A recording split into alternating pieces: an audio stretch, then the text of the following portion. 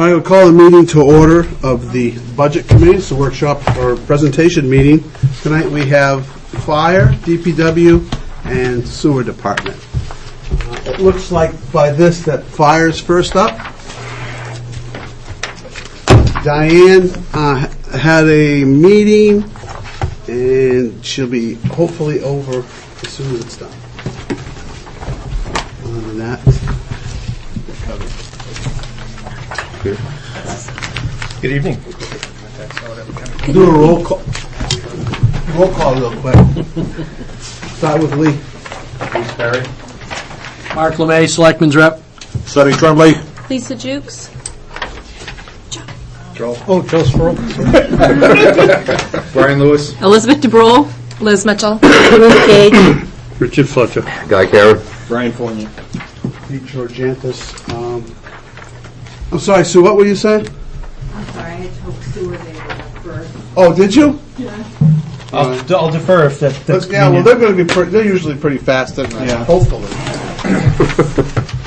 You don't have PowerPoint, really? Do you? Oh, no, Okay, just check. We're going to do sewer first. Thank you very much. Very much appreciated.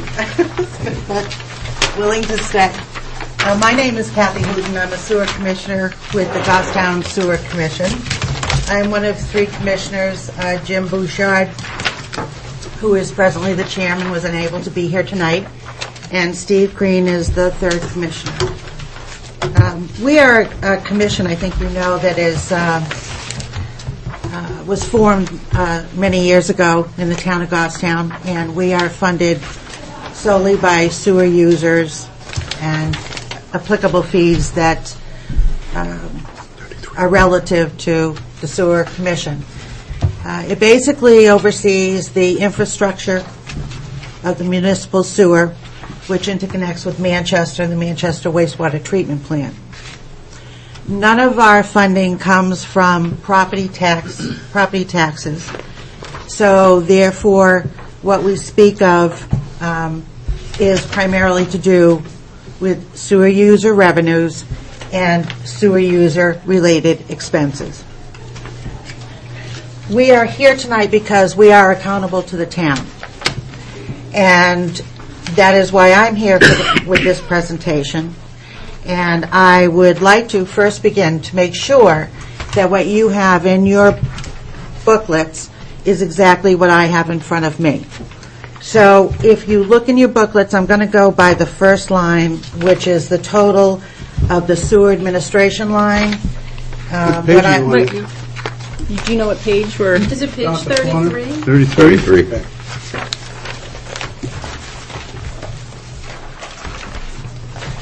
Okay, the total sewer admin line on the BOS line should be $456,380. The total sewer operation line sum is $1,215,000 on the BOS line, and the total sewer pump station sum is $73,501 for a total of $1,743,881. So, are we all on the same page? Mm-hmm. Yeah. Okay. That was a yes? Okay. Otherwise, I had copies, just to let you know. All right.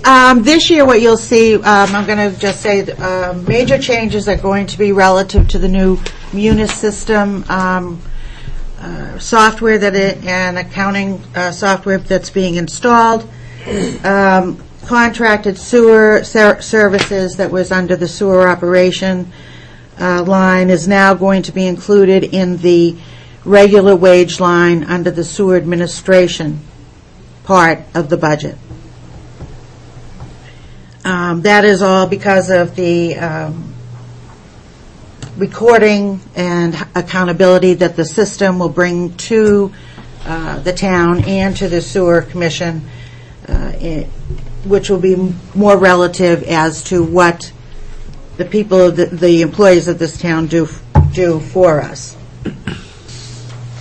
There are no other changes that are outstanding here.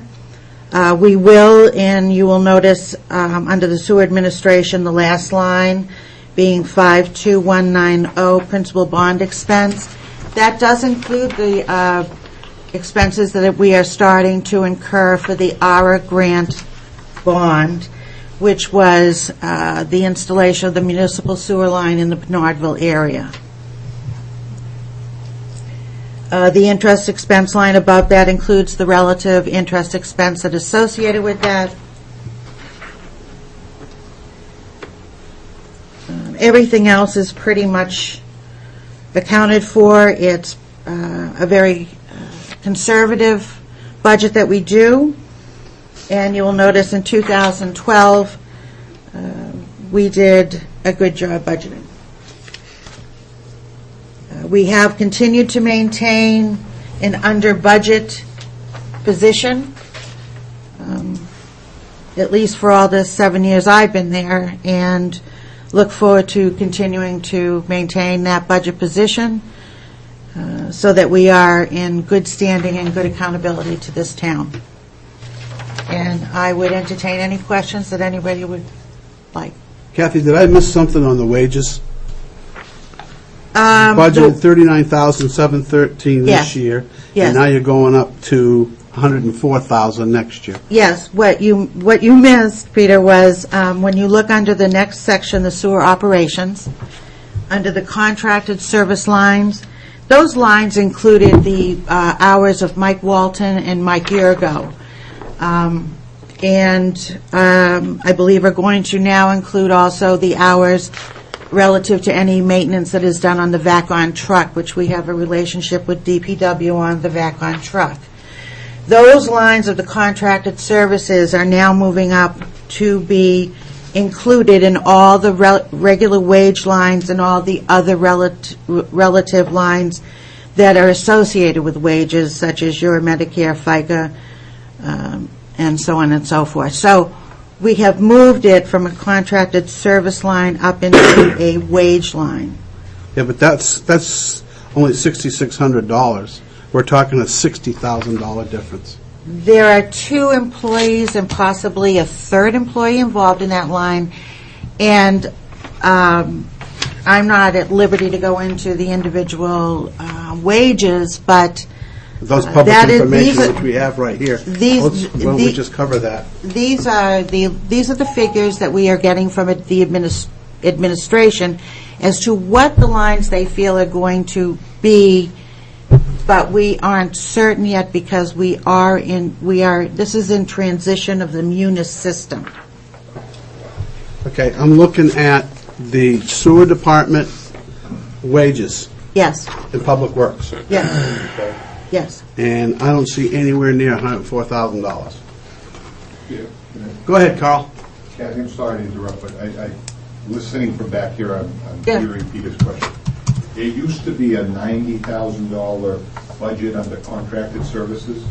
We used to submit a bill monthly to sewer under contracted services. They used to pay it, and we get reimbursed as a revenue. With the new software system, we looked at the average of all the hours that we billed them for constantly. We will now direct input those hours, so it'll just hit them as a payroll line rather than us billing under contract service. So I think what Kathy was pointing out to you, it should, down in contracted services, be a good reduction, and it should offset each other. Well, that's my question, Carl. It's not. Yeah, It's only $6,000. Well, No, there's First still a page. line. It You goes look from in the the next 60 section First under page. sewer operations, but it still doesn't add up. All right. Wait, So yeah, it does. Contracted No. services. 39,713, this is from 2013, plus 6,600, I must have. right, under contracted services, under sewer administration, plus 90,000. Where are you getting the Yeah, 66? where are you getting it It's from? 69. You're getting the 69,000. 2016 Well, that's budget. year-to-date. The first line is regular wages. You can't take the year-to-date. You need Yeah. to take, what I would do Yeah, is I'm not I take the taking- actuals for 90,600. 2000. I Let's take- one person at a time. And I'm not taking the year-to-date, I'm what taking Elizabeth is looking at is the budget. 45070 contracted Oh, I see. services, 39,713. where it was Where's that? budgeted Okay. in 2013 for $6,600. Oh, I see down here. No, Then you go down. no. It was budgeted for 90. No, that's the second. No, There's two this is contracted Right. service lines. You've got, this is 62. I didn't even count that one. Okay. I didn't even see, I'm talking about this one, That contracted service. that contracted services, then that contracted to services, and now guys telling me there's another contracted services. Are Yeah. all those, what was that figure, guy? You've got The last 62. 62. Oh, because that's sewer admin. But that's all. that's staying at the pump station. So you're at Section. 39713. Okay, so that one's, actually, let's take that one out, because they're not changing that one. Still numbers don't jive, I mean. So these are the three that we're talking about. This is wages, and these are two contracted services. Are these all being rolled up What's the 6,600? under Contracted service. Yeah, I'm looking. contracted services, 6,600 you have budgeted. It's Oh, okay, line, you this see line it? here. Yeah, but it's zeroed out. Right. The one in the That's what I'm talking middle. about. These lines are all being rolled up into Right. this line, which is 104. Right. 034. But my point is, this is more than that. It is. It's 136, Thank you. 913. Where is that? The only one that's going away is the 90, right?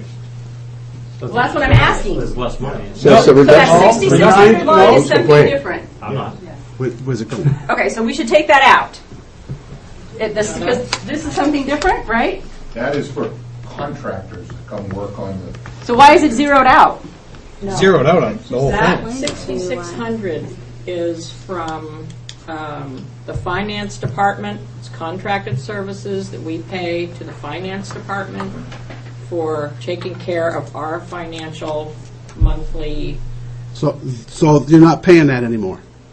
It's all up rolled into in. the other. So that is rolled up. So it is rolled. So it's part of that Yeah. Yes, it is. 136,000. So why is this going down so much? And where's the Elizabeth, are you taking into account where it says sewer operations in this line I think what- 45070 contracted services? Yeah. Yes. For $69,000? No, for 90,000. 90,000. Look at the All right, budget well, so if you line. add that to this 26,000, doesn't that equal close to What are you that? getting? No, Lisa. Stop looking at year to date. Well- Look at budget. Well, one of the answers to your question is the 90,600 under contracted services last year included the benefits of the employees. And that's why the benefits have gone up for 2014. Okay, so would that account for the whole difference? Close to it. retirement? It could be. You got 2,000, 8,000, 37,000 benefits, yeah. Difference of 37,000. 21,000. Yeah. It's close. No, because it was budgeted last year, part of it. That's what I'm saying. They got this. Well, I think what we're all seeing here, once again, is what the Munis system is going to do as far as accountability is going to be between the relationship of the Department of Public Works and the Sewer Commission. And there might be some changes that you're going to see because the accountability is perhaps a little bit more clearer than it was before. And that's why Munis is coming into this town. It's coming in here to strengthen the accountability of all departments to report in a better fashion that they have in the past. I can understand what you're saying. I would. That's a great system. But even if I look at retirement line, it goes from a budgeted of this year, to 2013, of $3,892 to $11,000. If There's got to be more employees in there, or there's got to be. You're shaking your head, no, but No, I'm not saying no. No, not you. Behind. Oh, you are. But what I am saying to you, as a sewer commissioner, we are comfortable as a commission with these figures. These are what we have budgeted, and we understand your concern. And there are some concerns here, and we are patient enough to work through this Munis system. These are figures that have just come to us recently, because we're only at the point of that part of the information being inputted into the system. So we feel that we will be able to meet the $1.7 million budget based upon the projected user income and projected amounts that we tend to receive from our fees. And pretty much, we're just here I understand what doing you're this saying. presentation. And I appreciate the presentation, okay? But you've intertwined yourself with DPW personnel, as far as the town's charging you and back and forth, okay? I can understand that. So I guess my question is, are they moving personnel in the DPW into sewer? No. Well, then it has to be in order to have your retirement funds to go up that much. Again, what I say to you is that this has to do with absolutely the benefit packages, but we are, if there were some areas that perhaps were not as tight as were before, they have been tightened because of this accountability. Can I ask a question? Kind of Carl? I know you're about to lose it, Peter, but, so are we going to see decrease in these salaries in DPW lines? You're going to see, when we go through DPW, with this new system, we're finally splitting, like cemetery is only going to get charged the hours worked in cemetery. Highway is Right. only going to get charged the hours worked in highway. Sewer is only going to get charged the hours worked in sewer. We used history over the last 2 or 3 years to break it apart as our best guess as to where the budget numbers should be. But each week when we do payroll, they'll be coded where they work. And over time, it'll all kind of work out as Commissioner Putin has said. It's our best guess as to how it'll be broken, but whatever actual hours get worked on sewer will get allocated directly to sewer. So the new software ties the benefits, the retirement, everything associated with that employee is tied to the hours. So if they worked 20 hours over here, 10 hours here, more hours over there, that's the way the cost will get distributed. So is it a wash? Because It is. we're going to have less revenue because you're not going to be billing this anymore, but we're going to have lower expenses because you're not carrying those employees. Correct. So it is actually an even wash. It is. Okay. Sounds like it's just accounting. I mean, That's what literally- budgets are. It's one of the, here we go But again, it should type of be- swim it stuff should- around it- so you can't follow the bouncing ball. Yeah, you're 100% right. It should be a wash. And But- absolutely as such. Yes. But I guess when I looked at all the pays and everything, like Carl, for example, you have one person in 5 different departments. That's probably- He's got a piece of 5 different departments. But yet, I was always told that they were paid by the sewer department, not by DPW. But technically, DPW is actually paying the people to take care of sewer and, With the enterprise fund, because it was an entirely different fund, you know. the general fund, through the DPW budget, fronted the money when it was paid into a paycheck. At the end of the month, the bill went to sewer for everything, benefits, hours, labor, and we got reimbursed. And that was considered a contracted service. That's correct. So, So that number really isn't went down, because when you start counting all your, go ahead. Okay. And I think, from what Brian says, it looks like he looked at the employee Yeah. spreadsheet that was given. And if you go to the tab for Public Works, all the divisions are broken out, and sewer is one column. So the 4 individuals whose portions of salaries are being allocated to sewer are right there. So it's all spelled out for you. And there should be one in the town hall. Yes, under admin, under finance, there's. Well, there's one- 6,600 for the finance director. No, I'm talking about, there's one person, you have the sheet here So with one are person user on fees it. going up? Sewer administration. No.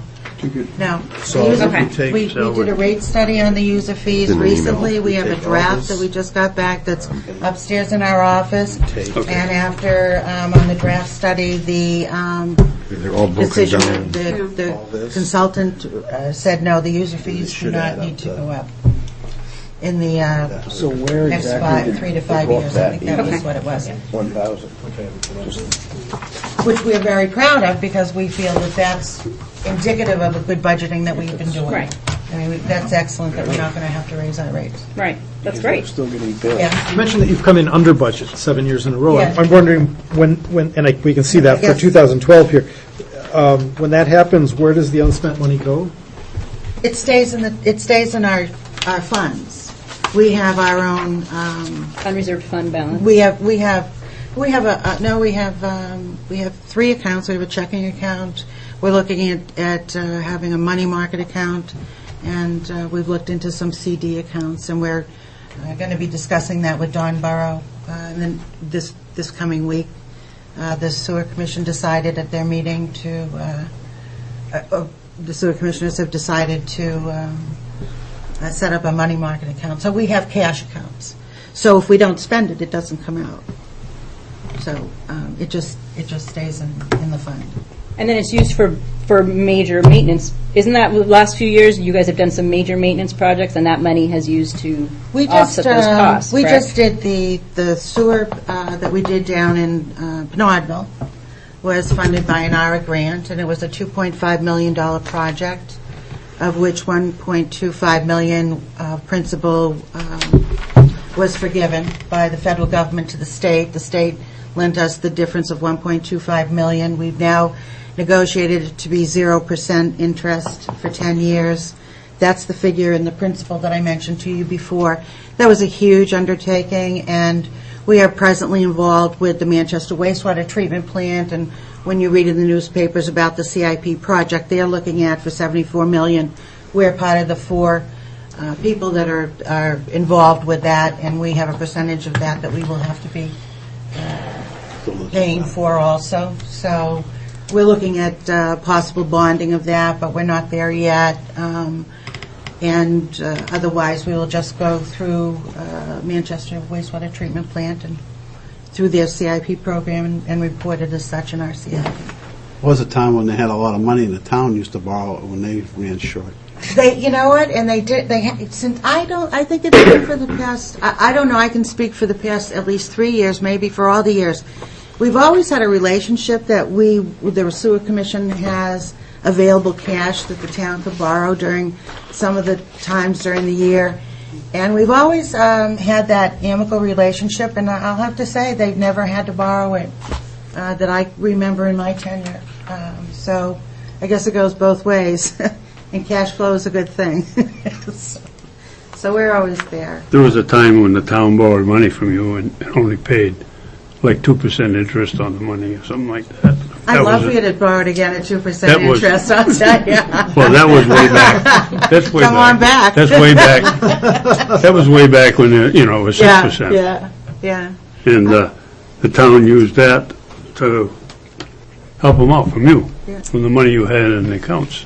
We have over, it is public knowledge, we have over $2 million in cash, but if anything happened to that infrastructure, we'd have to replace it. That's a lot of infrastructure in this town, so that's what we have. Sonny, you had a question? If you take those numbers for Public Works for the sewer department, comes out to around $96,000.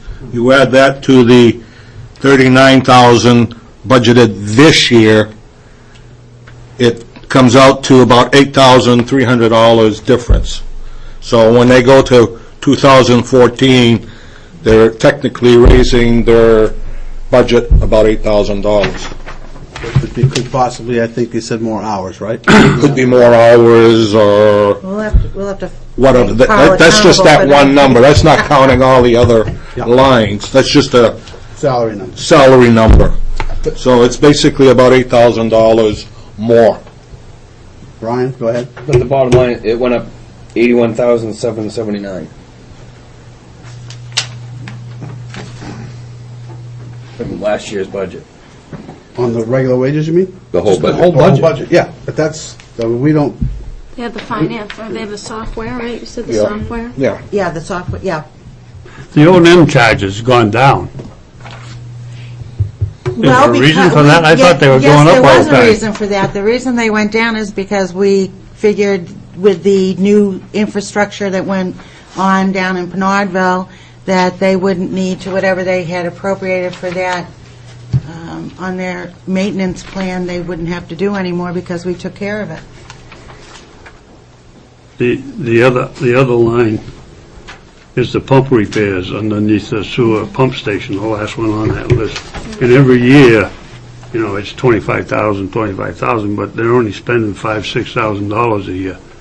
I understand a pump can break down, but what would it cost to replace the whole pump? And that's the figure that Mike Walton feels very comfortable with, if that was to break down. And we have more than one pump, so... But things like that, don't that increase the rate to the ratepayers? No. No, what Bottom line increases the does, rate to the ratepayer is the actual expense of the year. But the bottom line is affected by Not the things like budget that. figure, but the actual expense. So when you look at 2012, if we've budgeted the $25,000 but only spent the $4,300, that's the figure that we use to To look set at the the rate? rates. Oh, okay. To look For at the the following year? Okay. So you use your expenses from the previous year to set the rate for the following year? No. What we do, we have a rate structure, and we look at our income, and we have different avenues of income. We have the rate users, and then we have accessibility fees. If new construction, a new home is built, and they're on a line, then they pay an accessibility fee. So there's fees like that come in, and as long as we do a good job in our collection effort, which Ellen does, and we maintain I think right now we're maintaining a 3% outstanding, 6% overall, including back to any liens 3 or 4 years ago. So that's pretty good. I mean, our monies come in, and that which we budget for is in accordance to what we come in. And if we budget accordingly and then we go under budget, then we're under budget. So we're very proud of the But job that's, that we do. Dick's question was, if you don't spend it, Right. you don't charge the taxpayers. No. They don't charge We don't taxpayers charge, anyways. it's No, a but sewer but user. the users. Users. But when Right. does that, I don't understand how that gets set. The sewer user rates, Yeah. it's set by a formula that is established at the state level. There's a, So it's based off of actuals, not budget. what's based, what? Yes. Rates are based off of actual and not budget? The actual what? Actual expenditure. Actual How much did expenditures. you actually spend versus how much did you budget? Yeah, the answer is yes. We have a flat rate. We're a flat rate. We determine what the rate is that we need in order to pay for our expenses. And that's what we do. We determine what the rate is in order for us to pay for our expenses. And like we did this year, we did a rate study. And we do a rate study, usually I think it's about every 5 years. I think that's what it's done.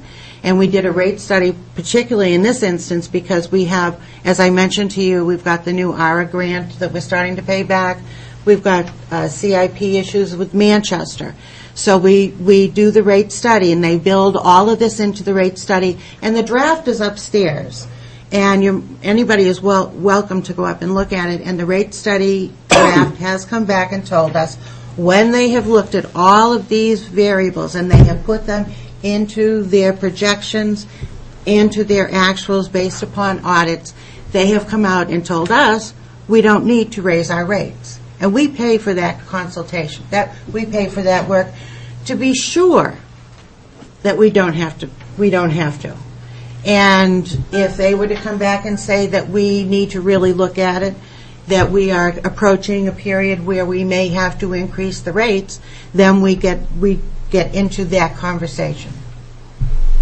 So she's saying they're not, I don't know if you guys heard that because there was stuff going on. She said they're not planning to raise their rates for the next 3 to 5 years. They're not anticipating a rate increase.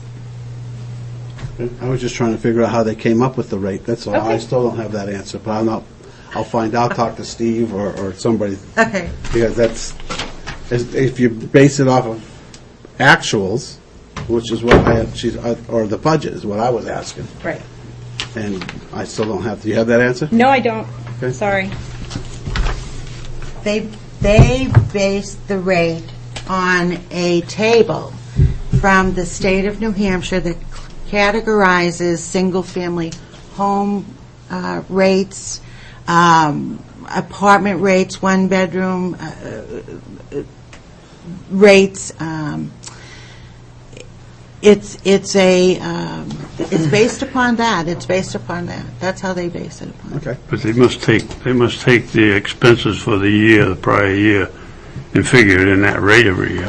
They have to. Well, you'd have to compare it. Yeah. Sure. Yeah, Sure. but You'd have to make sure the it rate changes. expenses. It would change the rate. It could go down. It could go up, depending on Sure. that or other things too. If I don't come under budget, my rate goes up. Right. So as long as I come under budget, my rate doesn't go up. Okay. Thank you, Kathy. Anybody else have any questions? Seeing none. Thank you much. Thank you. And you're more than welcome, and thank you very much. And when you ask Steve the question, tell Steve to give me a call, because I want to know what the answer to your question is, because I don't know what the question really is. So there's something there. Anyway, it's been a pleasure. Have a nice evening. Thank you. And Thanks, Kathy. thank you. Welcome to the fire department. I'm trying to remember. I can't remember what project. They borrowed money. Was involved in that. Okay, yeah. Well, definitely, And they if he were could do it, paying- he would. They were paying 50%, and Yeah. at the time you could borrow money for 6. Now it would be different. Right. I guess that's, What the heck project was it? It was some sewer project they were doing. Hi, Chief. Good evening. Good evening, thank you, Mr. Chair. Project. They're all wound up for you now. Take a breath. Okay, good evening. What I always like to do is reintroduce the board members and any of the new board members to the fire department before we get into the numbers, just to give a background of what we do and why we do it and how we do it. And for example, just a quick overview, we operate from 3 stations. We have 4 engines, 1 tower ladder truck, 1 forestry unit, 1 squad unit, which has a pump and some hose and a little bit of water and does a little bit of everything. 3 ambulances, 2 utility pickups, 2 staff SUVs, 2 rescue boats, and 1 utility trailer that we use for a spill response unit. We belong to, we're a member of a regional hazmat team. However, if there's a smaller spill, we can generally handle it with ourselves, or we can deploy some spill containment measures before the hazmat team is needed or is called on scene. Because the hazmat teams are either coming from Manchester or Nashua, it could take some time, so we want to make sure we get going on it. So that was actually a donation a couple of years ago from the town of New Boston, because they figured we'd be helping them out. A couple of some fire department EMS facts. We're a combination department, and see what does that mean as well. It's a combination of utilizing full-time and part-time and on-call personnel to serve the community. And so when people go, well, what does that really mean? It's, well, according to the feds, that means we have volunteers. Even though we pay them some stipend, an hourly stipend for their training and their call time, they're technically, by the National Fire Academy and by FEMA, they're volunteers. But we have full-time staff also. We have currently 16 full-time employees, and we have 1 department secretary that's full-time. We run 2 shifts of 6 firefighter paramedics and EMTs that work 7 days a week, 6 a.m. to 6 p.m., and we staff 1 ambulance with 2 part-time EMS folks during the evening hours, just the 1 ambulance. Since 2007, the fire department's been awarded more than $1.3 million in Homeland Security and emergency management grants, and without this, without a doubt, we'd be struggling because since that time, obviously, the economy has been struggling, and but in the meantime, we've been struggling to replace equipment, needed equipment and staffing, and without these grants, we would have been in trouble. So, it's great to see that those grants are still available today, and we'll talk about that one additional grant opportunity coming up, and that'll be in the budget, or actually a warrant article. Reminder, the EMS budget is actually funded solely from the EMS Special Revenue Fund. It's similar to what the sewer folks were talking about. It's a special revenue fund. It's like an enterprise fund. where the funds that we get from transporting patients by the ambulance, we bill their insurance company and we bill the patients for the transport, and any cash that comes in insurance funds that come in go into this fund, and it funds the operations of the ambulance, maintains the 3 ambulances, and replaces the ambulances as we go.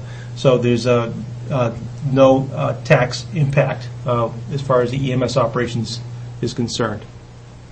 Just to give an idea, we do about 2,300 calls a year, but we also do about 2,300 permits and life safety inspections annually also. Just to show you what we do behind the scenes when we're not on calls, we're currently doing fire prevention activities, and we're also looking at life safety issues in town in any inspections. We're constantly going out there doing gas inspections. We're doing, we call CO inspections or occupancy inspections to make sure that buildings are safe before they open up for residency.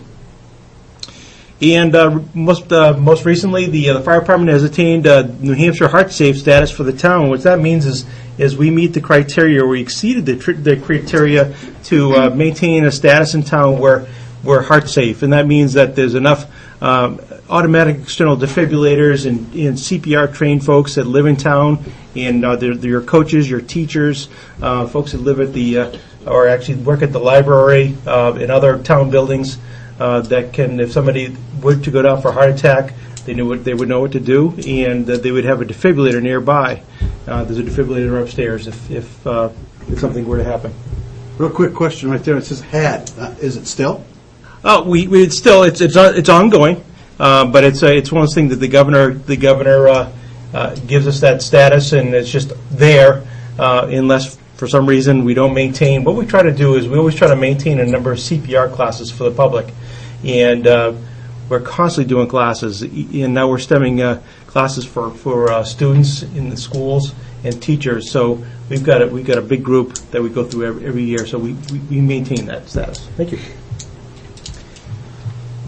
We actually operate from approximately a roster of total about 70. We've been maintaining about 70 for the past 3 or 4 years now. Again, we've got the 16 full-time, but here's your breakdown of the different types of personnel that we have, the number of firefighters we have that are call firefighters, the number of people that are EMT trained, and the ones that are just EMTs or paramedics. So we've been maintaining a roster of 70, and it's something it's always a revolving door. Trying to train people that are willing to give up the time to help the community and help the fire department, but also that we realize that the commitment is huge and sometimes they can't do it. And so as people leave, we try to bring in more people. And a quick note, all the full-time positions are filled at the time of this presentation. This graphic I always like to show annually just to see where our emergency call progression is going, and it's always, they call it the call creep.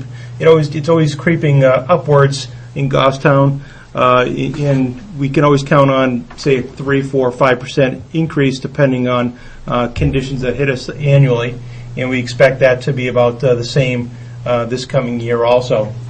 And you can see that down below, that's 16 full-timers covering during the day has relatively stayed unchanged since 2008, but our call volume is increasing, showing our effectiveness and efficiencies. And here's a graphic of our budgets as they creep along also. And you notice that sometimes with the ambulance budgets and the EMS budgets in blue, and you'll notice sometimes there's a kind of like a speed bump in there, and that's where we budget for an ambulance, to purchase an ambulance. And in 2011, that's when we purchased the last ambulance, and that's why you'll see that bump going on as you see the graph. Here's a quick summary of the two budgets, the fire and EMS, just to give you a down and dirty of what it really looks like. So the progression of the different budgets from 2012 and what's proposed for 2014, and you're seeing a 3% change for the fire department budget, or an increase of $76,000 or just over $76,000. And for EMS, you're looking at an increase of about $3,300 or almost $3,400 for a 1% increase, just to put things in perspective.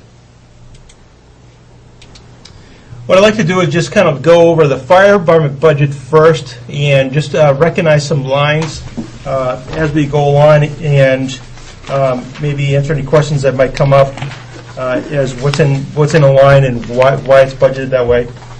And I hate to say it, but the munis has affected the fire department budget lines also.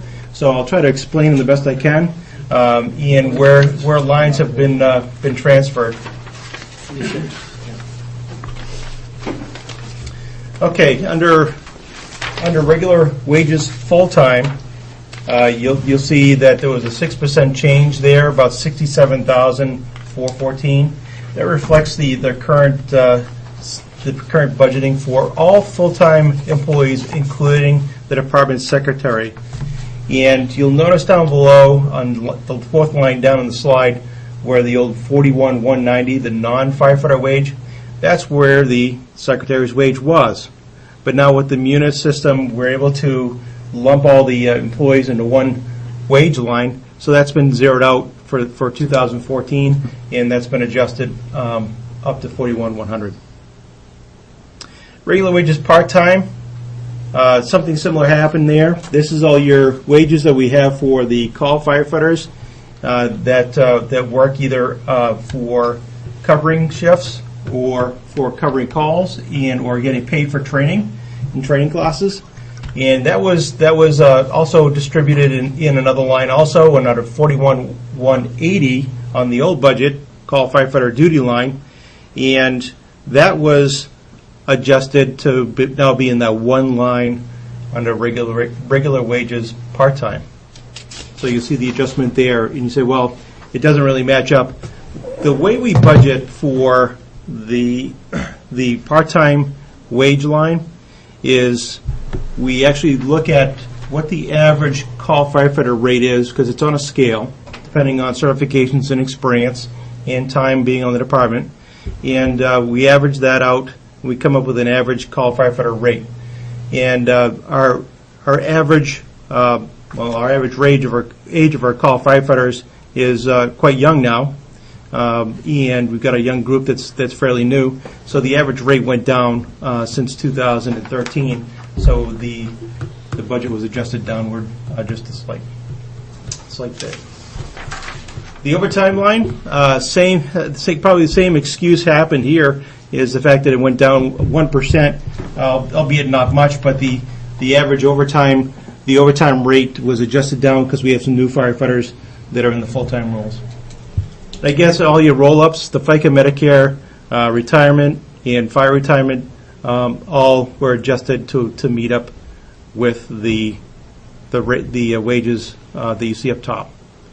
The benefit line, as you know, the benefit rates were increased, and this line has been adjusted to reflect that.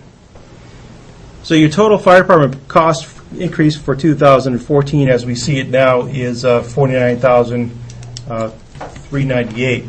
And go ahead. The benefits line, that's health insurance, right? Health insurance, correct. So wasn't the town's health insurance expected to go up 14%? Right. But what happens is you have employees come on and leave. So someone that may take a family plan previous year is replaced with somebody that may take a single plan. Okay. So we budget for what is actually needed by employees. So You've adjusted it for your department. exactly. Okay. So, but if things were exactly the same from the previous years, you'd probably see the 14% Okay. reflection. And my second question is, you guys have a contract in negotiation this year, correct? We do. Okay, so obviously this doesn't reflect any of that because the terms of the contract have not been released. Correct. Right, and there's still negotiations, so that would probably be reflected in the warrant article if there was anything. Do you have any non-union employees? We do. It'd be the chief, myself, the deputy chief, the training officer, and it'd be the department secretary. Okay, so the increases that the town's talking about for non-union employees is factored into that? Is rolled up in that. All right. Correct. Did you get the salary?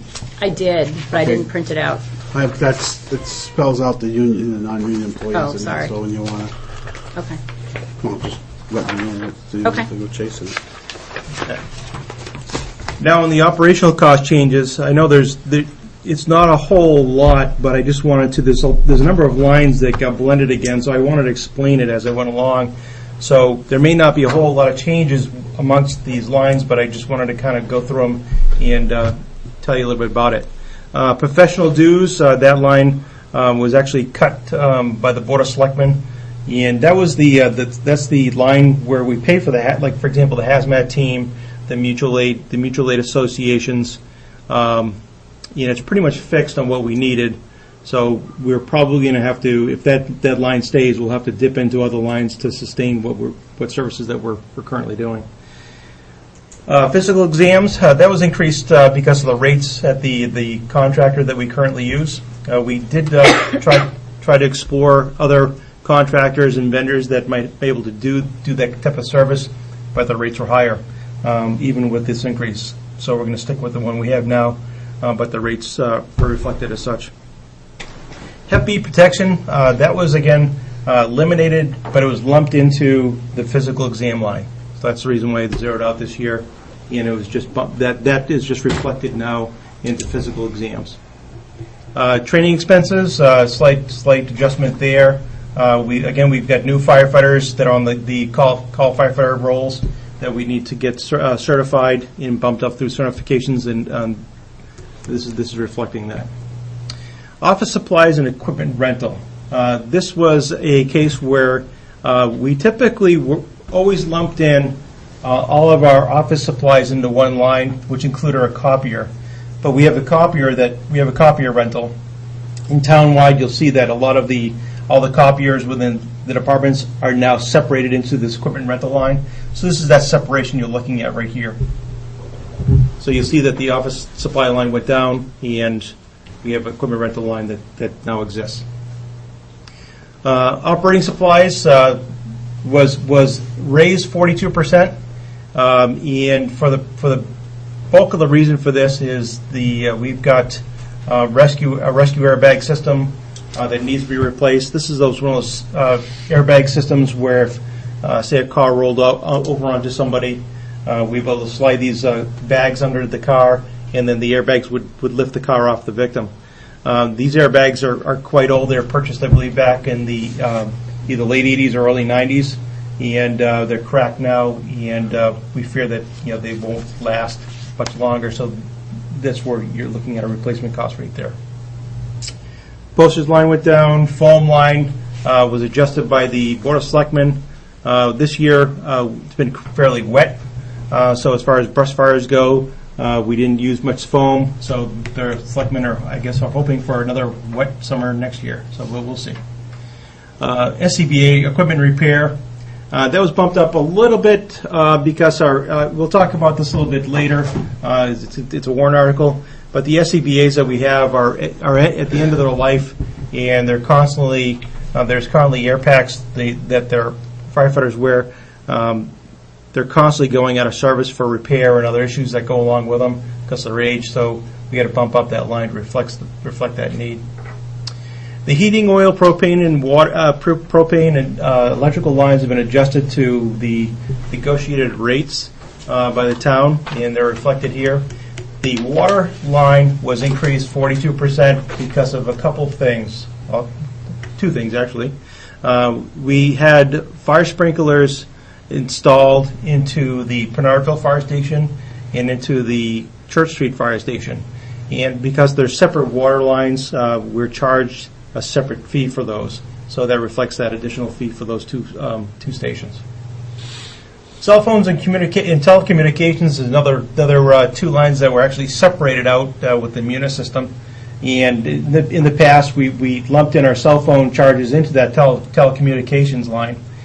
You'll notice that there was a significant drop in the telecommunications line over the years because the charges have been transferred over to the town hall budget because we run all in the same Comcast network, and that's reflected there. The $650 is actually a backup landline that we have at the Church Street station that backs up dispatch.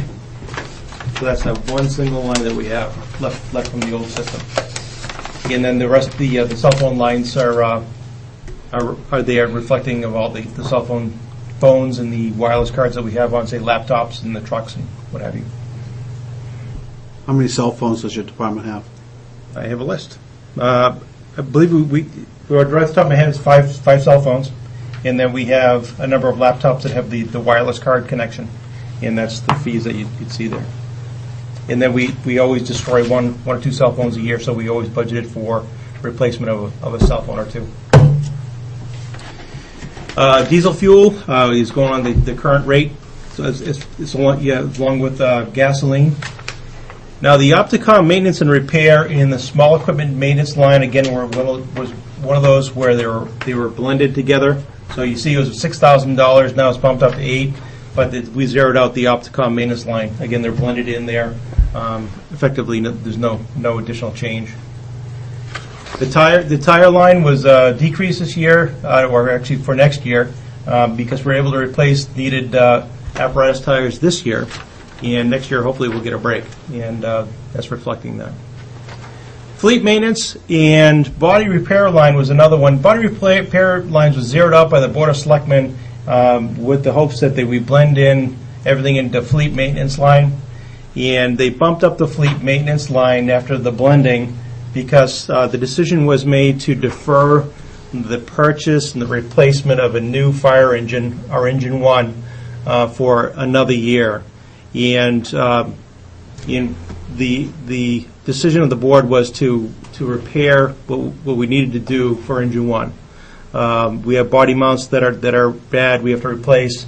There's a lot of other issues going on with it. In fact, it's been pretty much out of service for the past month with pump problems, brake problems, and you name it. But we hope to get that back in service in the next month, and then we'll get some body mounts repaired on it also. But this won't occur until after the first of the year when we have a fresh budget. In a sense, it's exhausted our fleet maintenance line for this year, just to keep that truck on the road. So what you're planning on, that truck's out being repaired now, so you're going to use next year's funds to pay for it now? No. We're using next year's funds to continue the repairs. We're not done with it yet. It's, like I said, there's significant body mounts that need to be replaced, some body work, and we're going to probably need all that money just to keep that truck going for another year. Let's see. The property insurance line was changed with the town's new rates.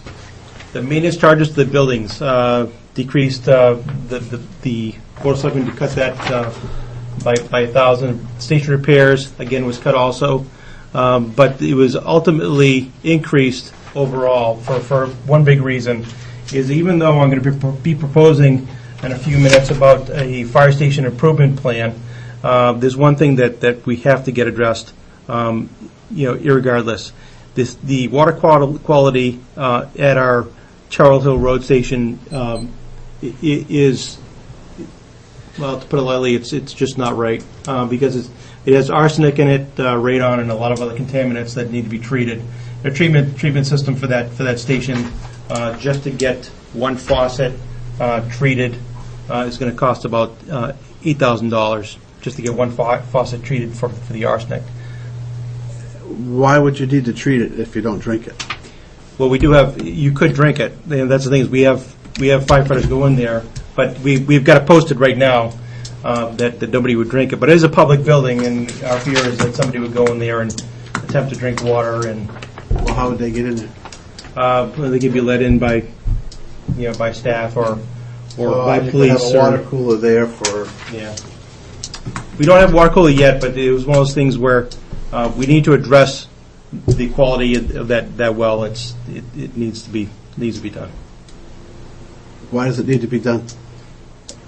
It's got arsenic in the water. But if you're not drinking the water, why would you need to have it? I mean, you could drink it. I mean, that's the thing is we have a sewer plant and drink that too. But that's what I'm saying is we have shower facilities in there, and also, and if, for example, if you have crews coming back or they're staying over for whatever storm coverage or any other big event, our crews are going to be contaminated to the arsenic. Has the water been deemed unsafe to drink? Yes. I can show you the water test. Oh, yes, that's good. Okay. Fire hydrants, that includes all the rentals for all the fire hydrants in town from the 3 different water precincts. You have the Grassmere, the Village, and the Manchester districts. Manchester's rate went up to, I believe, 2.5%, reflecting, but a number of hydrants went out of service here and there. So that's the rate that we have per hydrant right now for the hydrants.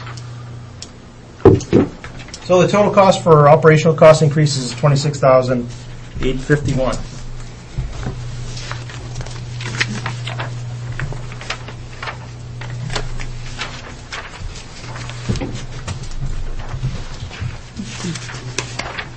Okay. Under EMS, I wanted to go back to the body work and okay. Just so I understand it. You had this year repairs for body work was budgeted $7,500. You've spent $1,800. Are there outstanding bills that are going to come into the body work for body work? Right. Right now we have about approximately, just looking at what's being done with Engine 1, we're looking at probably another $3,000 to $4,000 on that line. So you got $3,000 to $4,000 on Engine 1. Now, next year you said you needed some more repair body work done. How much is that going to be? We don't know until they start tearing into it. And is that on Engine 1 also? That's on Engine 1. So haven't they already started tearing into it if they got $3,000 into it? No, that was just to repair what they had to for now. They didn't get into the body mounts yet in the other body work. Again, the repairs that you're looking at now was the minimal body work, plus we had brake issues that we had to repair. We got wheels that were cracked, and now they're tearing into the pump and getting pump problems dealt with. And once that's done, we have to get the pump certified to see if it worked. So the body, the pump and the brakes, where does that hit? That will hit under the fleet maintenance line. Pump also? Yes. Yeah. So the thought was to eliminate that body line and then roll that and then some into the fleet maintenance for next year. So that will only tide us over for a year? We're hoping. Putting all that money into it and it's only going to make it a year? That was a decision by the Board of Selectmen.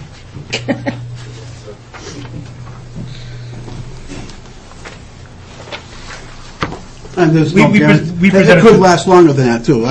We presented, well, just to give it a perspective, even if by deferring the replacement of that apparatus for a year, realistically, it's going to last 2 years, because by the time you get the approval for the voters for the following March, it's going to take at least 6, 7, or 8 months just to go out to bid and actually build a truck and get it here to Goffstown. So you're looking at a 2-year process anyway. So yes, it seems like a lot of money to maintain this truck, but you're probably looking to get it so it lasts that 2-year process. So when you went to the Board of Selectmen, you must have given them a number and said, okay, it's going to cost $20,000 to do this truck, or it must have been a firm number, just maybe not. Well, that's the problem with this particular truck. At its age, the vehicle is 20 years old, and it's to the point where what NFPA calls is obsolete. And yes, to get parts replaced on it, sometimes you just can't buy it off the shelf. You have to fabricate it. And so as you get into a truck like that, we actually get a quote from one of the vendors is, we'll start into it for $6,500, but it may cost more. They give you a little caveat at the bottom. It may or probably will cost more, but to just start diving into it, it's going to cost you $6,500. And that's the kind of vehicle it is. It's a custom vehicle. It's custom built back in the 90s, early 90s. Now you're trying to reconstruct that kind of work from back then. Sometimes you get lucky, sometimes not so lucky. How much was the new truck? We proposed the new truck was for $575,000. How much do we have in the reserve fund? Right now we have $75,000. And there were no grants, possible grants? Well, there's grants, but we were probably unlikely that we'd be successful. Why did the selectmen decide to go that route?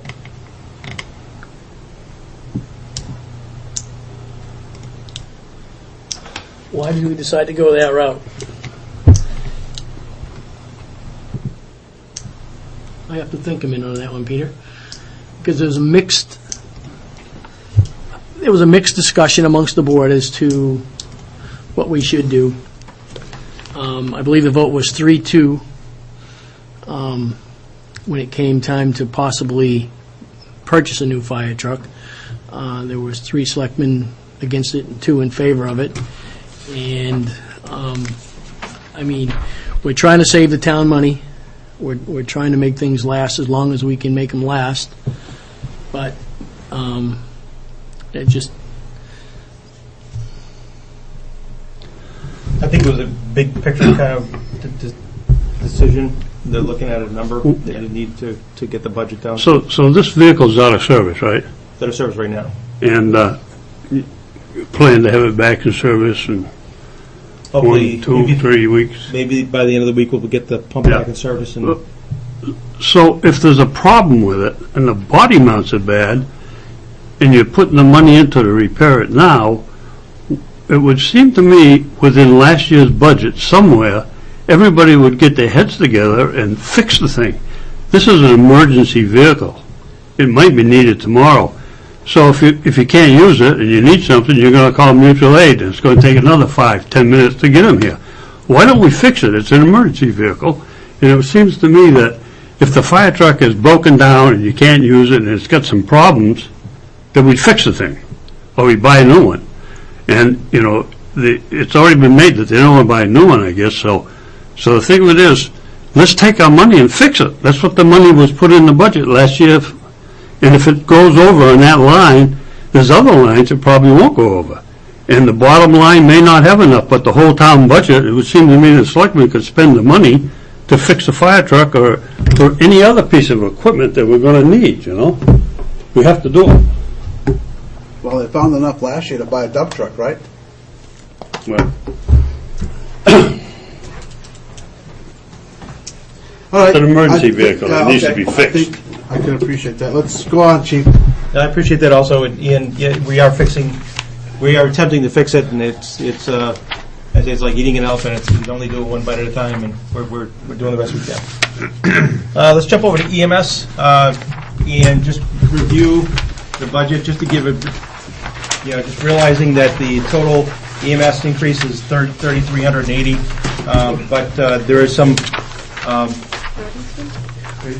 32. You can make it down in the bottom of your bundle there. Makes 32. 32. Again, I highlighted on the slide some of the blending again that occurs with the new Munis system, and now we have wages part-time. In the past, we had called wages duty. Also, we have separated out. This is all blended in again together. Again, that's adjusted to the current average rate per hour, and this is what pays for our staff to staff that ambulance at night. We also included this year, was new, is we call it special duty wages. A lot of times the ambulance is called. We have the third ambulance, and we're able to do EMS standbys or event standbys with the ambulance. And we're able to charge that out similar to what the police do when they do details, and now it's reflected here in the budget. So all the Medicare, FICA, and all the other roll-ups are affected to that. Chief, is this new insurance and Obamacare or ACA, whatever you want to call it, how is that going to affect the cost when you run an ambulance, and is it going to change? The rate's going to change, or have you got to adjust your rates for this? That's a great question. The feeling is amongst the industry is well, on one hand, they're going to say, well, everybody's going to have insurance, so everyone's going to be able to pay their bill. On the other hand, they're going to say, well, the reimbursement rates for ambulances is going to be less. So we're really, how good is it? So we're hoping that it's all going to balance itself out to what we're doing now. But we're going to be looking at that because we may have to adjust our rates to cover our operational costs. There's a lot of other things that are in play too, and you'll hear it a lot, is sometimes you'll hear the term community paramedicine going out there. Under the Affordable Care Act, there's some penalties there's penalties throughout the Affordable Care Act. And one of them is, for example, if we take somebody to the hospital for, say, shortness of breath, they're seen in the emergency room, and then they discharge them. They don't put them in the hospital. They discharge them, and all of a sudden we get called back to the residence, maybe a day later, to take them back. It's not me. They take them back to the hospital. That because they're being readmitted quickly. It's that phone. Yeah, it's the Spider phone. Yeah. Should we answer it? Fix this. Yeah. Yeah. Pepperoni, yeah, no problem. 20 minutes. Probably somebody was watching me go on and on, telling me to be quiet. Does it say who it is? There we go. So so what happens is the hospital gets fined or does not get paid for that readmission, so they lose money. They have to provide services all over again to that person because we brought them back to the hospital, but the hospital's not going to get paid, or they get fined. Okay, so there's avenues that are going to be creeping up, saying called community paramedicine that would call for us to go check on that person that got discharged from the hospital to make sure that they're okay and make sure that they've got they're taking their medications like they're supposed to, so they don't get readmitted into the hospital, or they get the follow up with their physician. And somewhere in that, we're hoping that when we supply those services, obviously we're not doing it for free, and that we're doing it for a fee to maintain our system. And that hasn't been driven out yet. And I'm currently meeting up at Concord tomorrow to see if the state will create state rule or law allowing ambulance services to charge for services like that, because right now they don't. And so we're going to be on the forefront of that to see what happens. Our bottom line is, you're right. I'm very concerned of how this whole Affordable Care Act reflects to EMS and ambulance services, because it affects the cost down a lot. I mean, without this fund, we don't have any ambulance service. So under that scenario you just laid out, the hospital doesn't get paid for the second visit, but does the ambulance service, are they allowed to bill for 2 ambulance rides? We could bill for the 2 ambulance rides, and we would get paid. It may not be at that, may not be at a typical rate. It might be at a lower rate. So they, in a way, might fine you guys too? Not necessarily. They're going to hit the hospitals first. Okay. Because we're just being called for service, especially in emergencies. Right. So they're typically more lenient for the 911 style ambulance services. Versus, like, say, if we're just picking somebody up for a checkup at their house with an ambulance and take them to a doctor's office. That's a different thing. But we're 911 emergency. And you guys don't ever make the call, when you get called for an emergency service, you don't ever make the call, oh, you don't need to go to the hospital. No. We're not going to take you. No, that's Okay. not our, it's a case where we have set protocols in the state, and we have a great relationship with our medical resource hospital, which is CMC, and whenever we get in a situation like that, we're in constant contact with each other. Okay. But that's a good point, and stay tuned, because it's going to, in the next few years, it's going to get interesting. So all the roll-ups are affected. Again, your physical exams are just like the fire department budget. They went up slightly because of the rates. Hep B went away. In some adjustments in some lines. Cell phones, again, there's now a cell phone line that's separated out that reflects the cell phones. We have 3 cell phones, and we have 3 wireless cards for the laptops and the ambulances. Your property insurances were adjusted, and your supply lines are adjusted to need. Training expenses, that's a significant jump because we've got one member of the department that was actually accepted into paramedic school today, and we'll be helping him out with some of the tuition costs with that. Do we have a tie-in with, when we do that? Where they're required to stay in town for so long or work for us? There would be a tuition agreement. Yeah, the tuition agreement that goes along with that. So if they can't take the money and run, put it that way. I'd be chasing them. Fleet maintenance, all the vehicles that we have now are no longer under warranty, so we had to adjust our fleet maintenance line because of that. Any questions? Okay. On the town's website, you may have seen it before, but I've got a document that I created. It's called The Cost of Doing Business, and you can get on the town's website.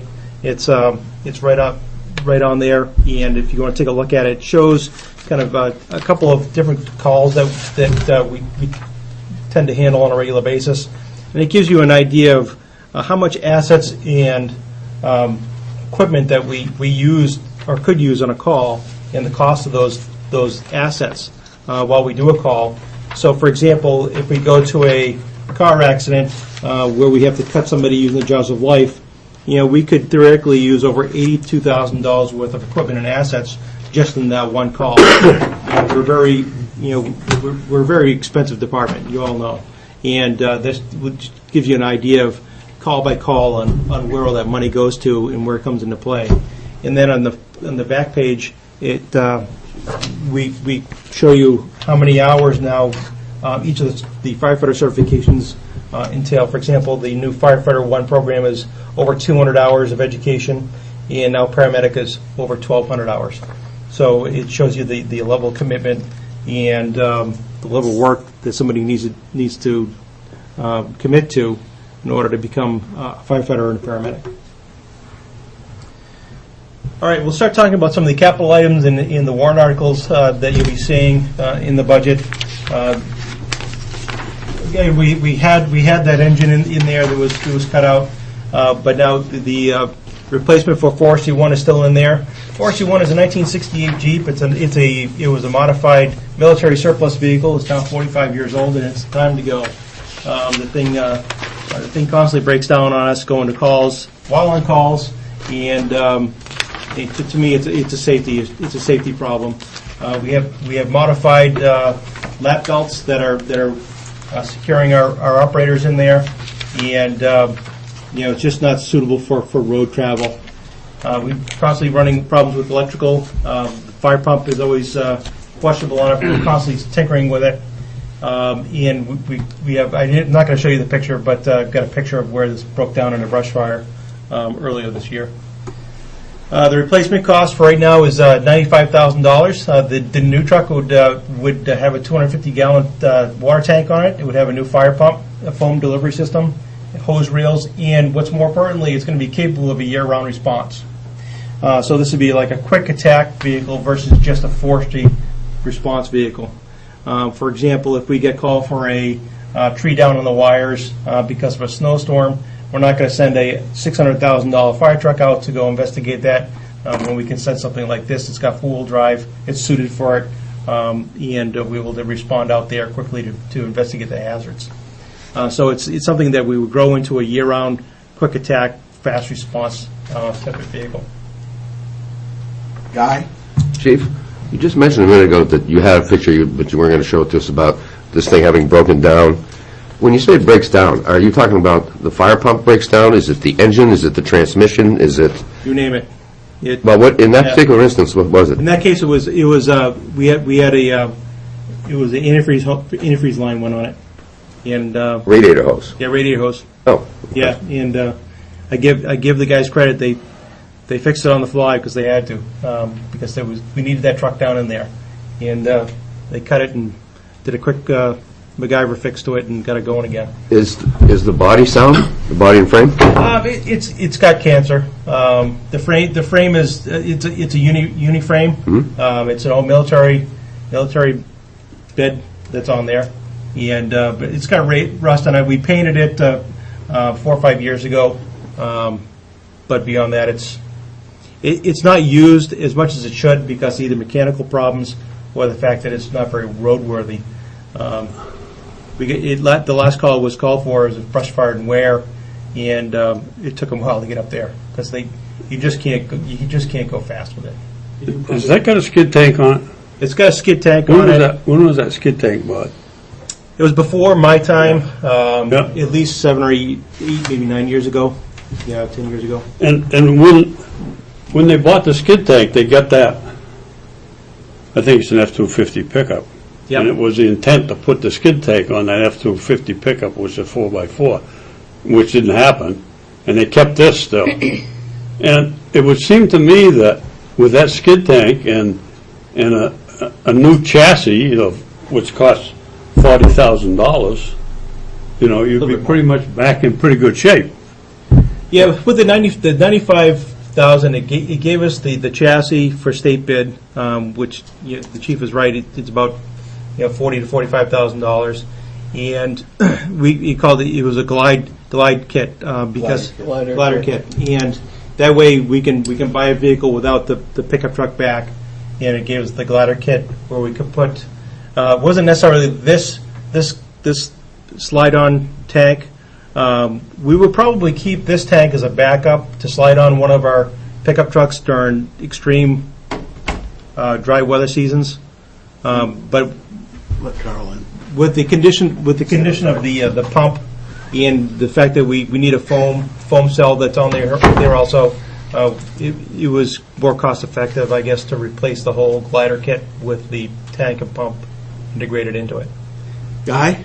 Chief, what makes that truck not roadworthy? It passes state inspection. It's got tires. I mean, it's not a Corvette. We're told by Mark Urella that he'd rather not put a sticker on it next March when it has to. Because of what? You said the body is not rusted through. The frame is okay. The tires have to be good. I think probably heat and windshield defrosters and things like Yeah, that. it has no modern features Because it was whatsoever never on used it. in the middle of winter when you had that problem, really. There's you can't pass inspection without heat and defroster. The theory behind that vehicle, when we got it from the water department, was that we'd take that vehicle, we built a tank on it, and it had a pump that we bought, and we could actually go put the fire out with everybody we had, and then when the fire was out, most of the equipment could come back, and we could go out with 2 or 3 guys with that, and we'd mop it up, and it would go off road and go out in the woods, and it used to break down a lot, and the only way you could get past was to go to a junkyard where they had something. Right. That was 16 years ago. But you brought up a good point, and I remember the skid tank deal. The whole idea of the skid tank deal was we were going to be able to swap it around. Just all we're going to have to do is lift it up, pull another truck underneath it, and go. Well, it seems to me that whole thing happened back, before your time, and somewhere in between my time and your time, and it was in the CIP to buy a Ford or a Chevy, F-250 or which they did, and they did. But what happened was, along the way, and I don't know when it happened, but it never got changed over to that pickup truck. The pickup truck became used for other things, And I wasn't there, so I don't. Maybe there's reasons for it. I don't know. Well, we just grew our fleet by one more when you do that, though. Well, not really. If you took it out of service and did it that way. No, I understand. Oh yeah, but if you left it the way it was, yeah. You would have gotten rid of that truck and put that glider. But that's a great piece of equipment. It saves you so much labor. If you go out in the woods with 2 guys or 3 guys, you can mop up a fire in 2 or 3 hours, and you're not using 10, 15 guys. What I'm saying is the way they ended up doing it is now you end up growing your fleet by one more unit. That could be. Because you've got a pickup truck that was supposed to be this unit, so now the pickup truck stays a pickup truck, and we buy a whole new chassis. And things have changed. Things have changed in time. Dick's right. The fire service has changed, and you want a vehicle that's. You'll notice as we purchase additional apparatus in the fire department, it's just not for single use anymore. It's for multiple use. So, for example, this next vehicle is just not going to be a forestry. It's going to be an all year-round quick attack vehicle that's going to go on a multitude of calls. So, during the dry season, we're going to outfit the thing up ready for brush fires and fires in the woods. This time of year when we about snow is going to fly, and we're going to set the thing up for quick attack use during inclement weather, so we can get out to tough driveways that are snow covered quicker than a big truck could. So again, we're not spending a lot of money on something that we only use during a portion of the year. It's going to be used year round. Would it be true to say that you're thinking of a mini pumper? Mini pumper. That's like some of these fire departments out around Buffalo, New York, and that's all they could run, the big bad snowstorms. Yep. You know, and that's what saved their neck. They went out and they bought a whole bunch of these mini pumpers because they couldn't run the big stuff, you know. When you drive around Goffstown, just take a moment and try to look at some of the driveways that are in town here, and the slope that they have. We struggle whenever there's snow on the ground, and we get called before somebody can plow or maintain the driveway. We can't make up a driveway. We'll get stuck, and then Duval's will come out and help us out.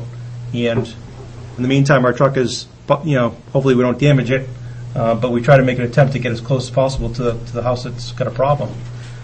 This truck will get water, we'll get a pump, hose, and equipment as close as we can, probably better than anything else we got.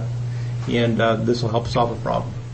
But now, wouldn't the pickup truck, if they had done I don't know all this terminology, I don't know half the things you're talking about, but this, whatever the slide tank is or whatever, wouldn't that This is a have skid done the same tank. thing? It slides Skid in and tank? slides out. It's not. Okay. It's similar, but not the same. But wouldn't it be able to go through the bad weather and go out for those But it's short not going to. It's hauls? not going to have the equipment that we would need to carry to be in that all hazard mode. Okay. So we would need the compartments on the side to carry the air packs, the fire extinguishers, and all that good stuff that we use on those other calls. You're right. If we just took that skid tank, replaced the pump on it, and we want another forestry, just to do forestry, we could do that. But we're trying to adjust our fleet to be more progressive.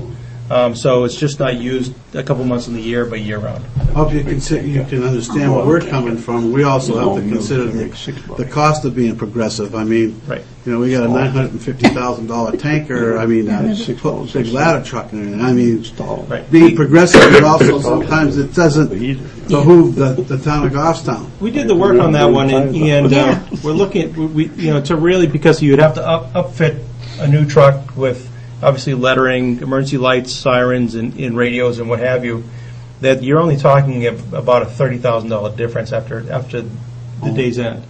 Well, but look at what you get out of it, though. It's a cost-benefit analysis that we performed, and without a doubt, to have a year-round response quick attack vehicle for $30,000 more, it's priceless. Now, you have a four-wheel drive F-250 over there now, right? We have an F-250 that's a 2003, 10 years old. That was supposed to slide into. Right. And if we put all that water that's in that tank into that 250 now, it'd be freighted down its rails, and you'd probably do a number on that truck because it is 10 years old and it's getting old. I understand what you're saying.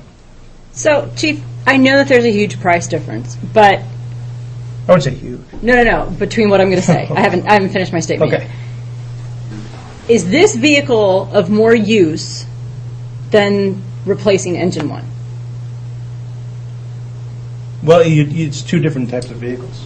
It's two different. I'm trying to get a sense of priority, and I realize that there's a huge price difference. That engine one is way more expensive, but my question is, which one? I know that they do different things, but if you could only get one, which one would it be? Well, looking at the fact that engine one is out of service right now and we're struggling to keep it in service, you would say engine one.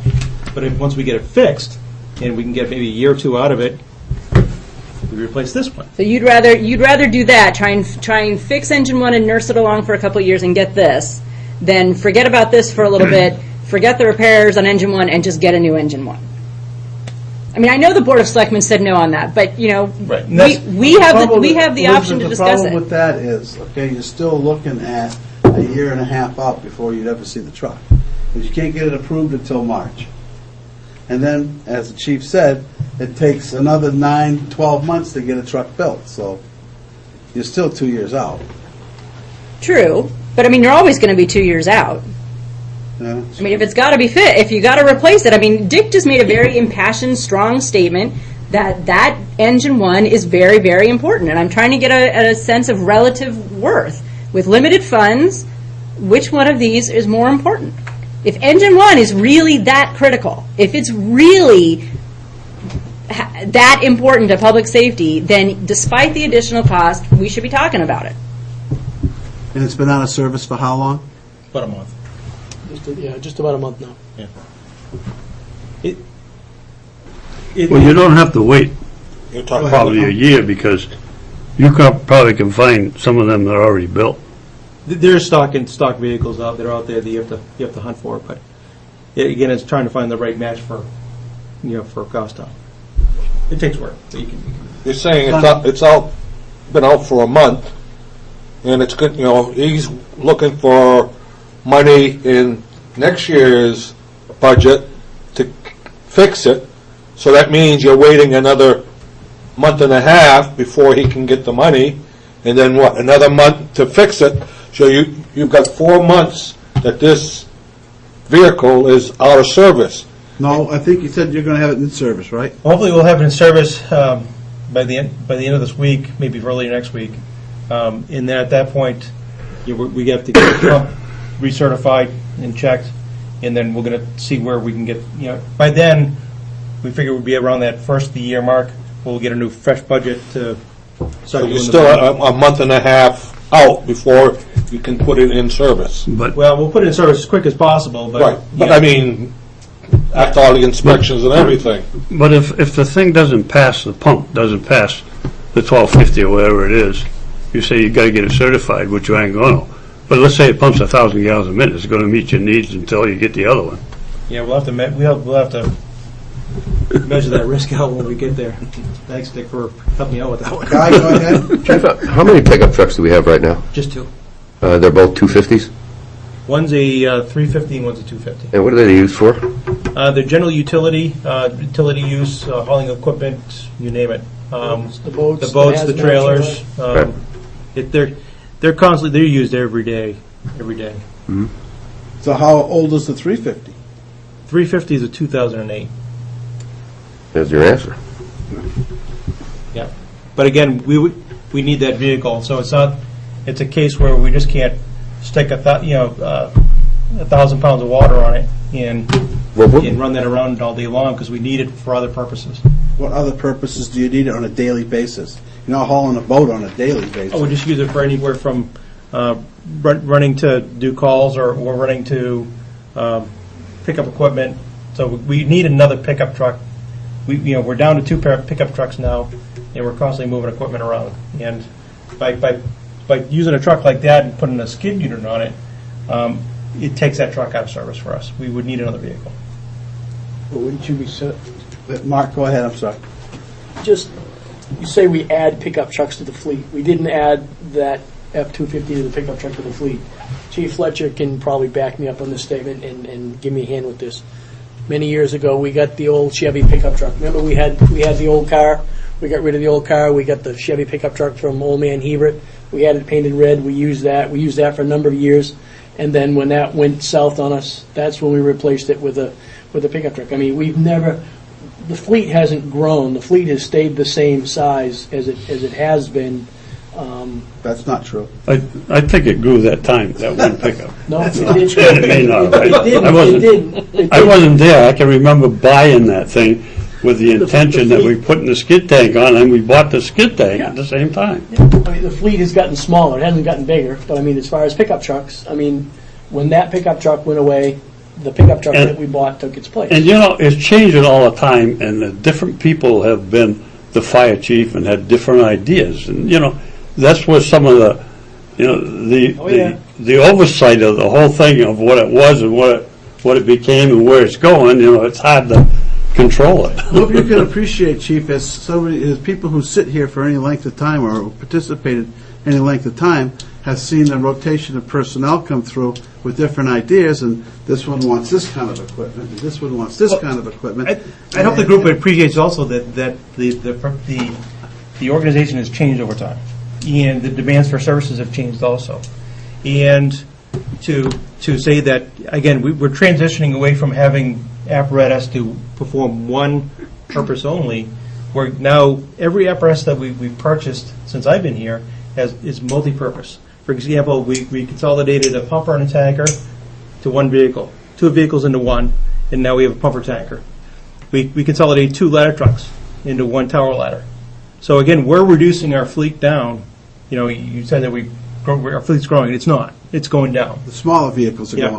have gone up, and Yeah. since I've been here. So yes, you could say, okay, it was before my time, a pickup truck was brought in, but again, it was adjusting for the operations of the day. For example, when I first got here, we had 2 ambulances, now we have 3, because we need it. Okay, our demands for services say, okay, we're at that point where we roll 3 ambulances on occasion, and so that's an adjustment that you're seeing, whether it's I'm sitting here or some other chief that's sitting here. So you're seeing that kind of, when we present that, you're seeing this progression go on. And what I'm proposing is replacing 431 with a multi-purpose vehicle that we can use year round, not just for the single purpose. Guy, go ahead. Chief, you just said that we have 3 ambulances now because we need them, but we have 3 because last year you decided we weren't going to make enough money selling the one we were replacing, so you kept it as a backup unit. That's different than saying now we have 3 because we need them. That was and that kind of flavor. And I look at this, and we've already got a truck. If this is such a big need, we can get a cheap pickup truck for a lot less than $95,000 if you in fact have 2 pickup trucks that are busy all day every day on the road. So I'm just having a hard time swallowing this thing, based on what I know and what you're telling us. Just to follow up on what you were saying about the ambulances. That was in 2011. And you're right, in 2011, it was a reserve truck. But since then, our calls for ambulances have gone up. Or the fact that we've got ambulances that are not so new anymore. And, whenever one goes out for maintenance or repair, we need that one to slide into that spot to maintain our typical amount of services. So does that mean that 2 years from now we're going to need a 4th? And 2 years after that we're going to need a 5th? I hope the growth isn't that fast, but at least we'd be presenting it forward to you to look at that. Would you predict that would be the case? I don't, for example, let me give our neighbors a little shout out here. Bedford. They've had some significant growth recently with building some multi-story elderly and, I wouldn't say elderly, citizens assisted living centers. They built 3 of them now, and they put an acute care like a dock in the box for CMC down the River Road. They had no idea when they put these places in the impact it was going to have on the ambulance. Those ambulances run probably 3-4 times a day just to those facilities alone. So you're right. Maybe in 5 years I may be sitting here, or somebody else could be sitting here, going, we never realized this. We just built these centers in town, and it's really hammering our ability to provide ambulance service. We're going to need another ambulance, and that's a discussion that we have. But today, I'm just telling you this is what we need. But isn't the big difference with the ambulances? They pay for themselves, right? Last year, that's what we talked about. It's a positive revenue. So adding a new ambulance, it doesn't actually cost the taxpayers anything because in the end, it pays for itself. Right. This is a little different. Elizabeth brings up a good point, is the fact that you saw in the budget today that we can maintain 3 ambulances with the budget we have.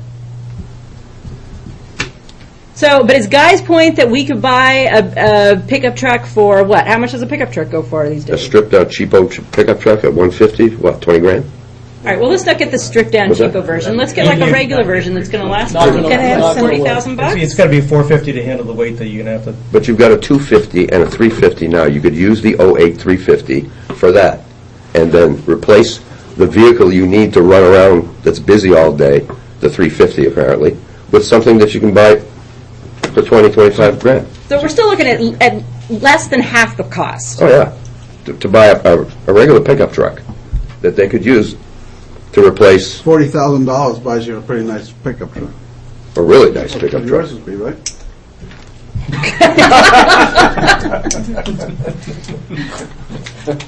hope they're not going to be riding around in a Lariat. Well. And what would we do with this Jeep? It would go to town auction. Car crusher. Town auction. Donate it. So you're looking at, obviously, back to what you're speccing to that was a 450 cabin chassis is what you're looking at. It'd be a E550 extended cabin chassis. An E? E550.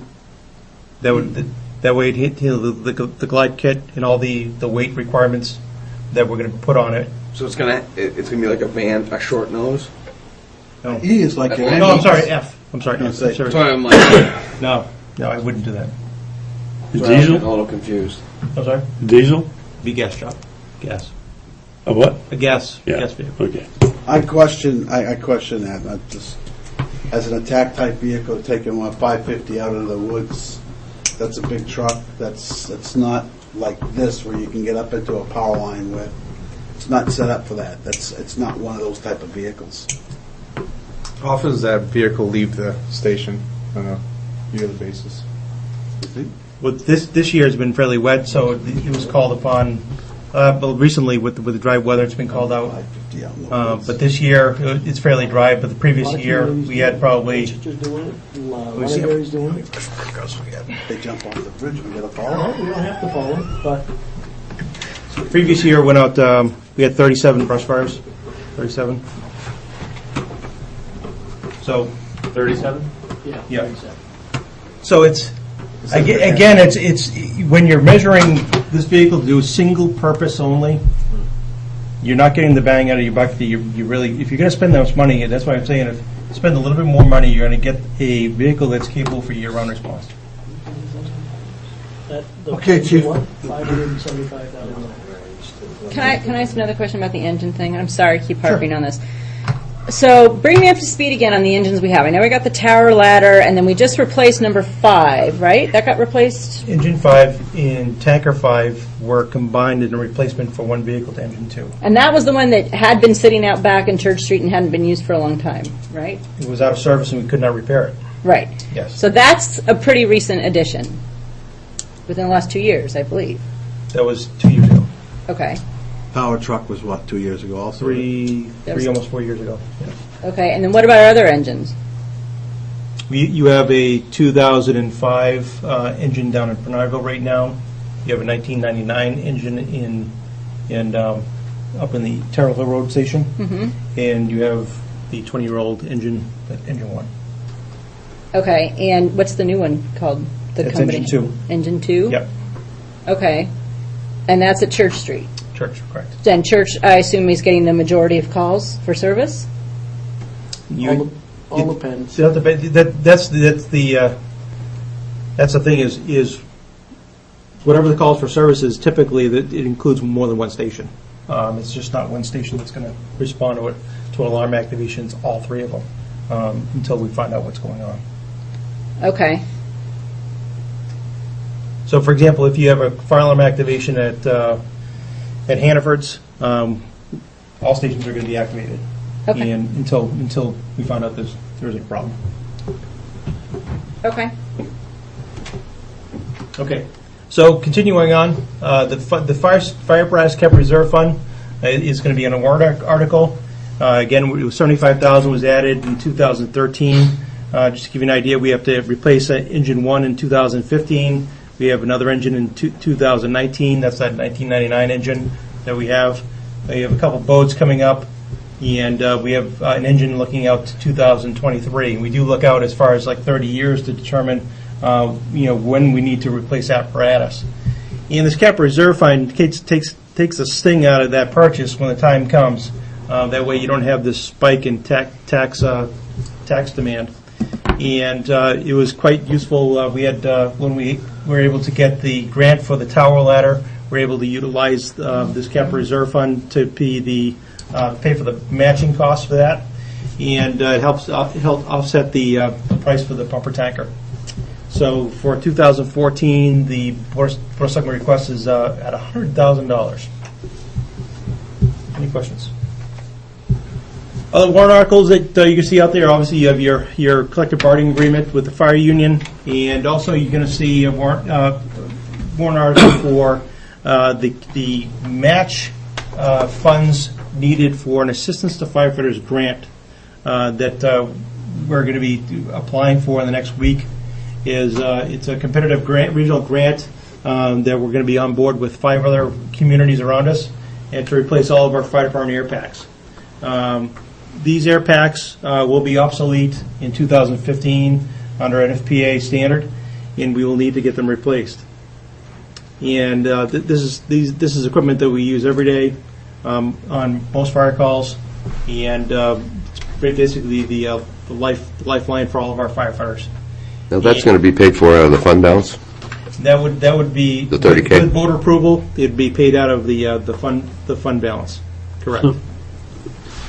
So, you bought, was it all new Scott packs when you first started, that first year or second No, it year? was before I got here. They got a grant about 10 years ago from the same grant program to replace all the air packs. And they were positive pressure. Yep. And they were the Scott pack, similar to what you see on the graphic here. So what's the change from say, from the last 10 years? What has changed? There's been actually two NFPA revisions since then. And there is material changes, also a lot of changes to the mast itself, but the bottles have changed and the components have changed significantly. And the bottles, 40 pounds? Yeah, they're the 4,500 PSI bottles. Yeah. And they're wrapped aluminum. Yep. And so because of that, they only have a certain shelf life to it, and beyond that, you just can't use them. Right. So the bottle, right? yeah, and the pack mechanisms themselves are being problematic for us because they're becoming obsolete. Right now, we have 2 or 3 packs that are just out of service because they failed, and that's reoccurring, and that's why you saw that bump in that SCBA repair line. So this is our kind of like a last ditch effort to get this paid by a grant before we have to go back to the voters and say you have to foot the bill for the entire amount of $300,000. So when you say a couple of them are out of service, is that because of the regulators? The electronics. Yeah. If you get that grant, it's really a grant for several towns. Through what? Through Homeland Security? Homeland Security. Okay. Yep. And is everybody else going to be on board so that when you get it, you know, if 5 other towns don't get the grant? Yep, it's a regional grant, so if we're awarded, Okay. we're awarded as a region. Yep. And what that means is we're all going to have the same equipment. So if a pack goes down and we need a pack, we can call Dumbarton, and Dumbarton will share a pack with us. If we have a fire, we call Dumbarton down. They can use our equipment. We're going to use their equipment, and there won't be any training issues that go along with it. We can swap air tanks around because we have the same equipment. It's 5 other communities. It's all the towns around us, and it's a great opportunity. All the other towns, believe it or not, are in the same boat as we are. They're up against the gun. The other packs are expiring, and they just don't have the funds to replace them all. It's $300,000 under the new standard. It's over $7,000 per pack. And it's a law that they have to be taken out of service, or is it a ruling? Well, you have NFPA standard, and then you have the DOT standard on the bottles. So when those bottles go out of date, you just can't use them anymore. And they're pretty much the lion's share of the cost of the pack when you come down to it. Just to purchase the bottles alone are upwards of about $1,300 a piece. You know, so it's. And what happens if Goffstown passes it and 2 other communities don't? It's a grant application that's an all-in-one. So if, for example, the other communities, say New Boston, in Dumbarton, they've already put it in their budget. So they have equipment budget, and Ware's got a capital budget that it's like our EMS special revenue fund. They're just going to dip into that for their cash match. And Bedford, they have a city council, and they just vote to appropriate. So if somebody says, one of those communities says no, what happens? They would their amount would be extracted out of the funds. So the grant would still be granted to the other 4? We'll still get the grant, Okay. but if, like, say if Dumbarton says no, we're just going to extract them out and return the money to the feds. So why do the selectmen choose to fund this out of the fund balance instead of put it in the budget outright? Well, because we have to pay for the whole thing if we don't, right?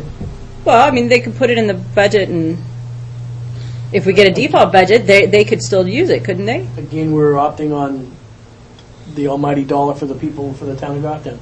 And that was money that was available on the fund balance, and we rather opted to take it there. Don't go there, Mark. Sue, you wanted to interject? If you put it in the budget, Elizabeth, and we don't get the grant, you're raising property taxes for that 30,000 match. If it's conditioned in the separate article. Oh, and then you just grant never collect the and- 30,000 to Right. begin with Right. if it doesn't pass in a separate article. Well, I mean, if the article passes but we don't get the grant, you Right. never collect that 30,000 at all. Got it. Right. It would stay in fund balance. Can I just ask a question here? In looking at our budget, maybe I've missed this whole thing. It says 300,000, not 30,000. So, Because you're going You have to appropriate for the entire Okay. amount. appropriate the whole thing. and then you get the grant and it washes it out. Yeah. Yeah. Okay. You should see a revenue somewhere in there, right? Or no? Yeah, currently, because we're waiting for answers from DRA on this, we just gross appropriated Goffstown's portion. However, DRA says that if all money, the $1 million grant, is going through the town coffers, then we're going to have to gross appropriate for everything. This is new information the selectmen will get Monday night. Thank you. So will it go on the warrant as, It will be a separate article. but is the warrant Conditioned asking for on- 30,000 or is it asking for 300,000? Well, the way it was presented in your budget, the warrant article would be for 300,000, and we have funding of 300,000, 270,000 being the grant and 30,000 being From tax revenue? Or not from tax revenue, from this, okay. However, that may change to 1.1 million with funding of 1.1 million. We're doing it for everybody? Is that what? We're the host community. We're the host community, so we're going to, what you're saying is we're going to have to carry the bucket for everybody and then bill them or however it works. Right. So it would all be conditioned on receiving $1 million grant, 30,000 from our fund balance, and the remaining 70,000 from the other communities. And it would be all broken up. Just hypothetically, what if this committee decides that we don't like funding it out of the fund balance? It's not our We would decision. not recommend the article. Those are our only options? Yes, our only option. Recommend or not recommend? Right. Correct. Okay. Or negotiate and say, okay, if you don't want to do it this way, we're just going to cut out a fire truck and a couple of people and, cut $100,000, $200,000 out of your budget here and there. I mean, there's ways to do things. Okay. Negotiate things. Okay. Go ahead, Chief. And the last item is the fire station improvement program. I'll stand up. In 2012, after trying to figure out a way to handle all the issues that are going on with all the fire stations that we have, the town selectmen appointed a fire station improvement committee of fire personnel, towns personnel, budget committee members, CIP members, and we convened throughout the summer of 2012 and tried to come up with a solution to the problems that we have in all the stations. We have over 10 years of reports and studies that were done that said that our stations, we need to do something with our stations, either replace them, find a new location for them, maybe a centralized station or something. But all the stations seem to have, obviously, we have growing pains with all these stations. We have a Station 18 on Church Street was built back in the 50s. 19 at Mass Road in Pinardville was built back in the 60s, and the 70s was the Child Hill Station. And these stations really haven't gone through much renovation or major construction since they were built. So in the meantime, they were built back in an era when the fire department did anywhere from 500 to 1,000 calls, but now we're up over 2,300 calls, and we're a 24-hour operation, where back then we weren't. So the Fire Station Improvement Committee vetted out a bunch of different options and looked at everything from a centralized fire station, which at some point in 2009, we actually have an architect that looked at that, looked at some locations that were centralized in town, and came up with a design and cost estimate for a centralized station. And at that time, in 2009 dollars, it was approximately $7 million just for one station. And it still really didn't solve our problem, the fact that we probably still needed upkeep, at least one or maybe two other stations, because of the land size that we have to cover in a short period of time whenever there's an emergency. Then a few other factors that contribute to the town. We have town growth, call demands that are being scattered throughout town, and also traffic. Traffic seemed to be a problem, obviously, with the roundabouts and other growth that. Sorry, Carl. Easy down. You'll have your turn. But I always have to throw that in. It makes me feel better for some reason. But feel better too. Yeah, but to try to navigate through town can be problematic with the growth that we're seeing, and especially when there's an emergency. So the thought was our fire stations aren't in a bad spot. They're actually located in decent spots where we need to get to our bulk of our calls. So why don't we just upgrade and maintain and add on to the current stations that we have. So we looked at obviously the issues that we have in what we needed to do to each of the stations, because each of them had, obviously a lot of them had some space issues that we had overcome. The apparatus bays weren't big enough to accommodate the modern apparatus, the multi-purpose apparatus, and also the fact that we're a 24-hour organization out of at least one of stations, and then down the road they were looking at possibly 24-hour operations because of just our call load. We also had things like energy issues. Whenever there's an energy audit in town for town buildings, it seems like the fire stations are the worst culprits. They just hemorrhage energy all the time, and they cost a lot of money. And also, we have some issues with lead, asbestos, and PCBs in some of the stations that need to be handled also. And all these the list of items just kept mounting up. And ultimately, the decision of the Fire Station Improvement Committee, which the report is on the town's website. If you go to the fire department section under Fire Station Improvement, you'll see it there and all the details that I'm talking about. So you can get on and take a look at the report. So from there, this past year, we were able to capture some public safety impact fees and talk to an architect and talk to a builder and find out what our options are. They were going to look at each of these stations. We did a hazard analysis on all the three stations, find out exactly where we're up against and what can be done. And the architect at that point took a look at that. Came up with some ideas, stemmed from the committee's work, and then came up with some designs and cost estimates. So the cost estimates were true to looking at this budget cycle. For example, they could come up with a number for that period in time, that snapshot in time this past summer. But in reality, I says, listen, when we look to put a budget number for the town coming up for next spring, I want it to be good, that we're not coming back for any money. So the number that we came up with was $4.565 million. It includes all program costs, includes construction costs, design fees, furnishings, equipment, and a contingency, and for all stations. So looking at the different stations, and I have some boards up here you can take a peek at. The first one is Station 17 up at Terrell Hill. And right now, this station is used as what we call a call company station. We do not staff people there to be standing by at the station, but it's a station that after evaluation, we said, well, this is one of those things that's it's a watch station that we feel that as the town grows, this area of town is going to have the greatest potential for growth, especially for residential development.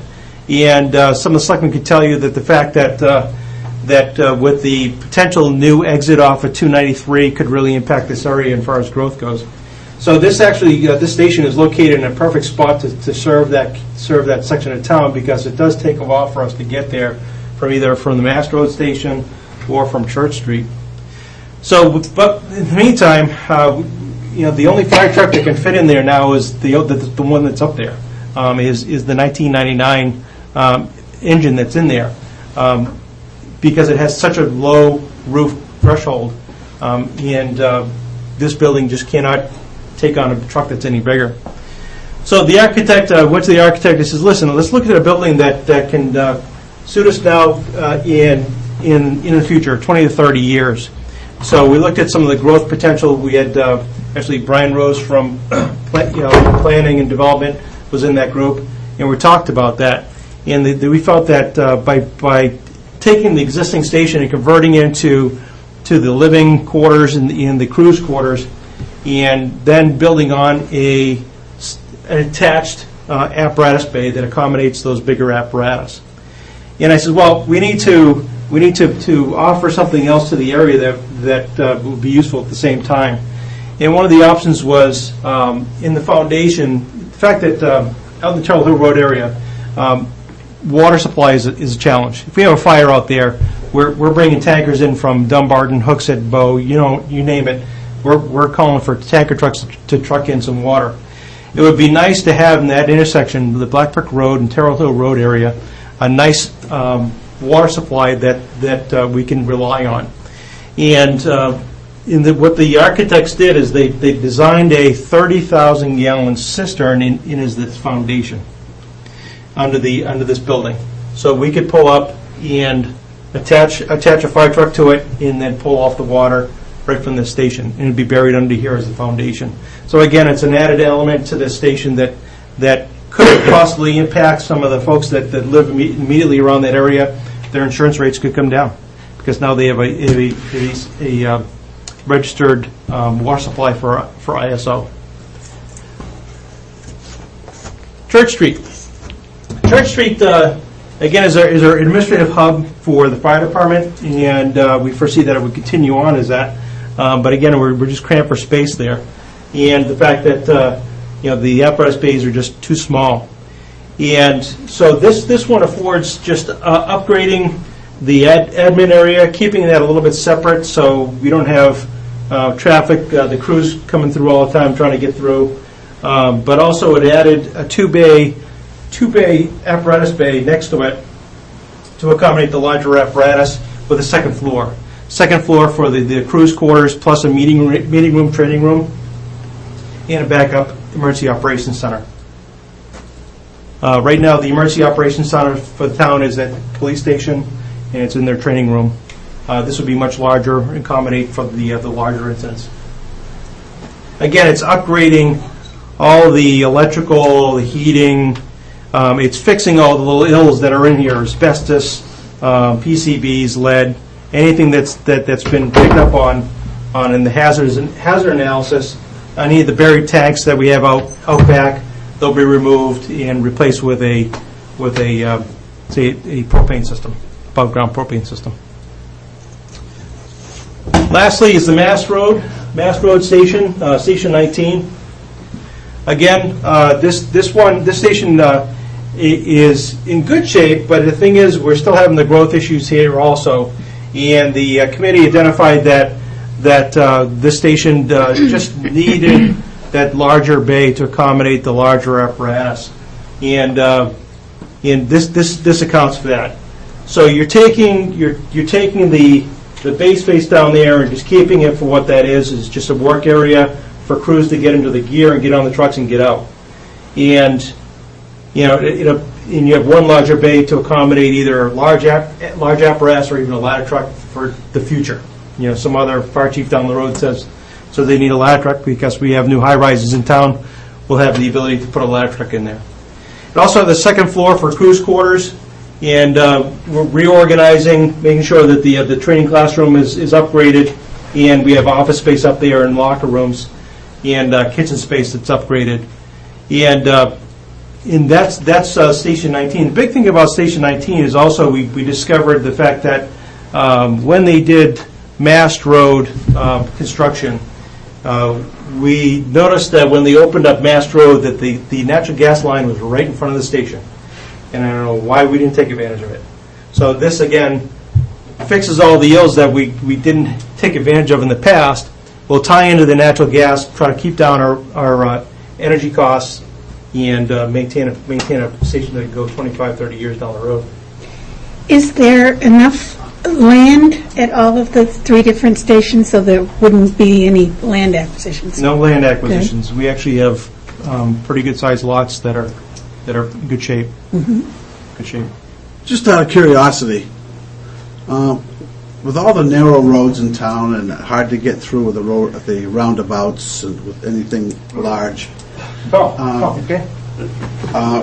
why do we keep buying bigger equipment if it doesn't fit our buildings? And it's like, Again, getting back to the fire service in general, and is the fact that that apparatus costs are going higher and higher, so you have to build these multifunctional pieces of equipment, these apparatus that can just not just be a pump or a hose truck or just a ladder truck, but they got to do pretty much everything. So they're big. But we're able to work with the apparatus builders that have crazy cramp angles on them. You know, they can turn pretty close. If you ever get behind the tower ladder that we have, the tower ladder is 47 feet long, and watch it go through a roundabout, and you'd be like, how does that thing make it? But the engineers, we gave them roundabout and turning scenarios that they needed to beat, and they can do it. Regular trucks, however, I've seen just not make it through the roundabouts. But because we have what we call task force suspensions in the front of the newer trucks, they have a 35 degree cramp angle on them, and they turn around. I mean, this doesn't make sense. If we don't have a building that'll house a truck, but we buy a truck that's too big for the building, it doesn't. What's happening now? Might be a good deal, but if it doesn't fit in your garage. What's happening now is, and we saw that when we purchased the tower ladder, is we had to build that truck special to fit in the station. For a regular stock truck for a tower ladder costs about $150,000 less than the one we had to buy here because we had to get a reduced clearance on it to fit in the station. So it's going to cost us more if we don't do this in the long run for apparatus purchases. Only if we spec a big truck. Well, we have to. That's the thing is, I mean, the thing is, if I travel all over New England, and I see some of the little cubby holes, fire stations, and I'm sure you've all seen them as you drive around, where they've got fire trucks in there. I mean, so right. And the thing is, a fire truck like that doesn't meet our needs. I'd say no, but I'm just and I gave an example where it costs you more to build a truck to fit in a cubby hole. Only because we got that big ladder truck. You bought a big truck, so you had to. Because we needed it. Sure. We needed it. Okay. It is a little bit like that book, If You Give a Mouse a Cookie. It is. You give a mouse a cookie, and then he wants a glass of milk, and then you give him a glass of milk, and he wants a bed. And you guys are all looking at me like you're crazy because you don't have kids, but the rest of us who have kids know that it's kind of like that book. It just gets bigger and bigger. So long as the mouse with the cookie doesn't need to get rescued out a window at a third floor. So that's the only thing. But the third floors aren't unusual in this town over the years. I don't want to get in the argument, but no, I'm just saying, you're asking for equipment, for new buildings here because you want to buy larger equipment. No. Yeah, that's what that's just one of the elements, not the argument. Chief, would you know what the tallest building in Goffstown is? Is it the Villa? You have the Villa, and you have three buildings in St. A's. And the big thing I always tell people is when you look at a aerial apparatus, it's not the height so much as the reach. Okay. We always said that the ladder truck, an aerial ladder, was for safety of personnel, and you used it more on a range-type house, on a chimney fire, than you would on anything else. Absolutely. In the middle of the winter when it's ice and snow, you fall off the roof, you get up on that thing, you're safe. Absolutely. So right now, where is all this equipment that isn't fitting? Is it outside?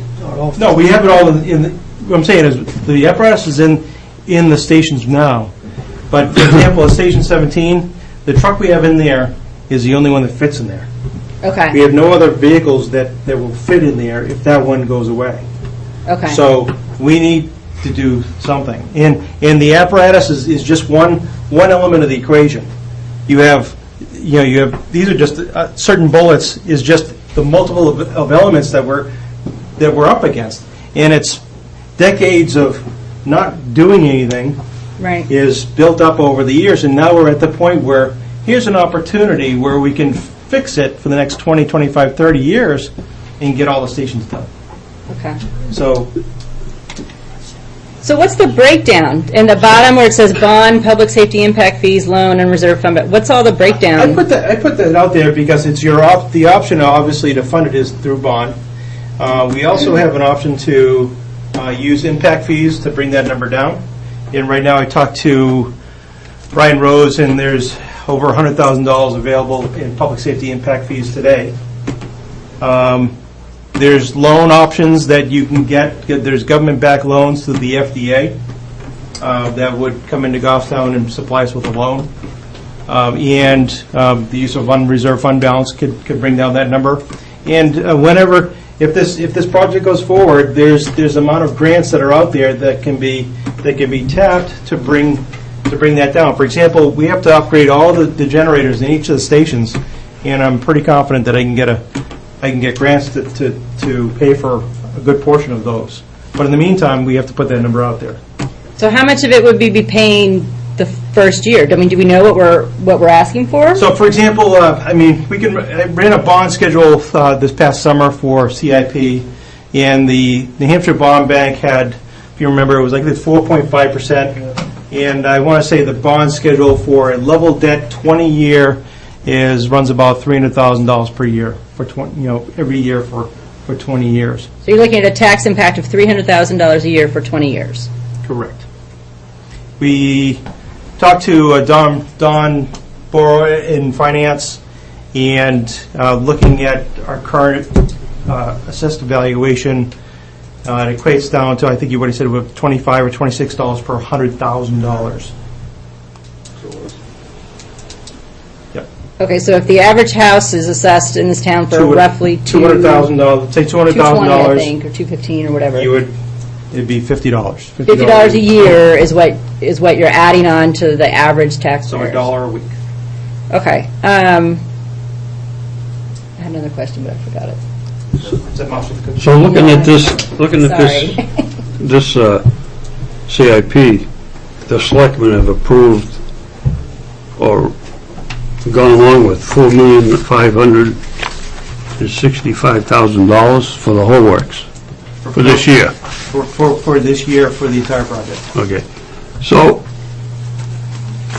what would happen if you didn't get that? You'd be out of luck, right?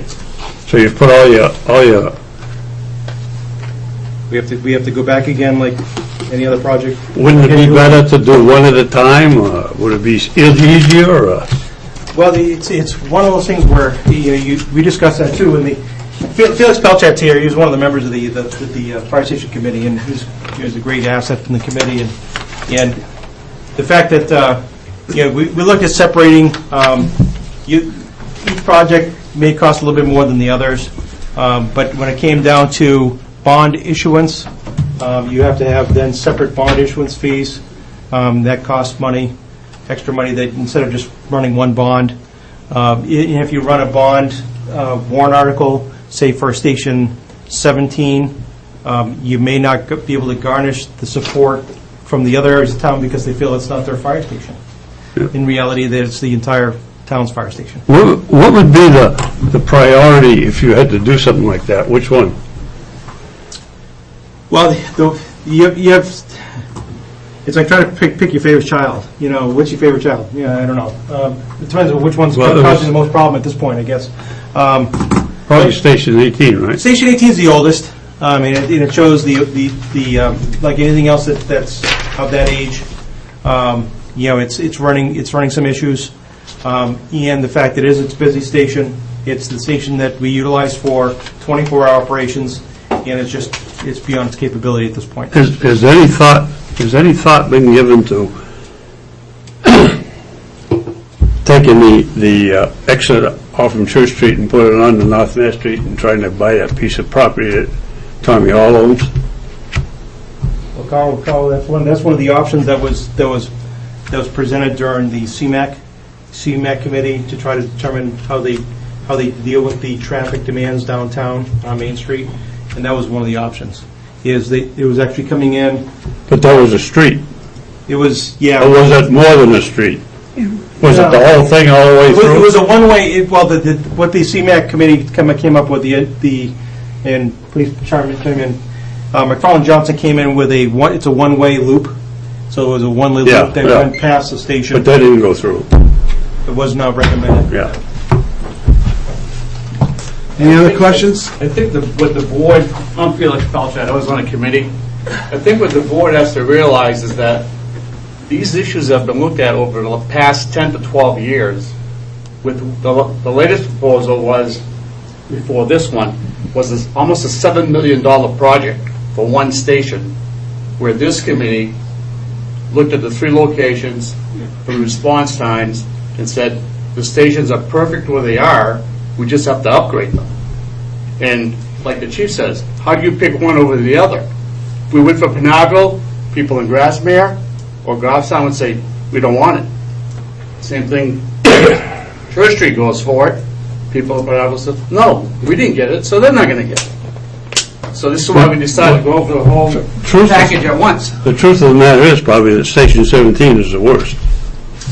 As far as energy efficiency, Dick, you're absolutely right. It just, we actually had to augment the heating in it with a separate heating unit because it just hemorrhages heat so bad. We only got one truck that'll fit in it anyway. Right. Yeah, well, you got to keep the water from freezing. So what's the deal with I haven't heard about this new exit off of 293. Well, let's not do it to that. Let's do it to Trust me, our kids will barely get to see that. I've been on that committee for a long time. But that's, again, when we're looking at projects like this, we did look out 20, 30 years because we didn't want to put the community in a bind down the road. Any other questions for the chief? One more. So all these additions and upgrades are going to provide sleeping quarters in the future? Yes. It has space to expand. The space is going to be there to expand into that growth, whatever the department needed at that point. Any other questions? Thank you, Chief. No, thank you. Thank you, Chief. Anybody need 5? Yes. So can you knock on the door and tell them we're taking 5?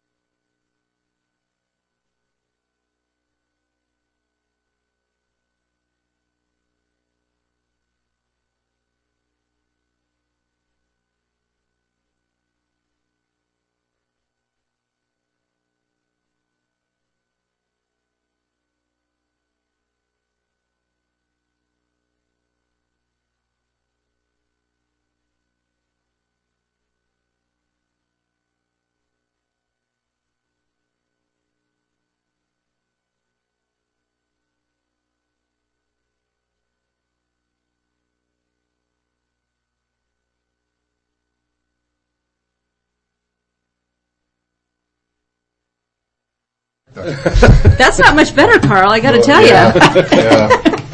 These numbers are bigger than, really. They're not that small. All right, folks, let's get back to work. We have Carl Quorum here from DPW. Carl? Thank you. What I wanted to do, the only reason this is up there, you don't really need to focus on the dollars because we're going to see that in a minute, but what I wanted to do is just highlight the changes that came about in DPW's budget because of the new Munis chart of accounts. In the old days, including this current year, DPW used to have 3 different divisions. We had cemetery, our public works operations, and our solid waste operations. As we started talking about migrating to the new finance software, a couple of things were concurrently happening that I viewed as affecting future budgets. The biggest of which was the new stormwater, EPA stormwater permit. Our current structure, DPW handles all of the stormwater sorts of things kind of within our budget. However, I really see the need, and I don't want to get into a debate about it tonight because we're not proposing it right now, but in the future, I'm absolutely convinced we will talk about and probably approve someday a stormwater utility where we'll have a fee-based system to pay for the requirements that we're going to be under for stormwater. So I kind of took advantage of a timing when we're setting up a new chart of accounts to carve those costs out so that if we in fact someday decide to go down the stormwater utility route, it'll already be in one place and it'll be rather easy to establish the fees to support it. I kind of took the same tact with fleet operations, as you all know from your feisty discussion with Chief O'Brien a few minutes ago. The DPW shop takes care of the entire town fleet. We met and talked about should we roll all of the services into one operation. Financially, we decided as department heads that we didn't want to do that right now.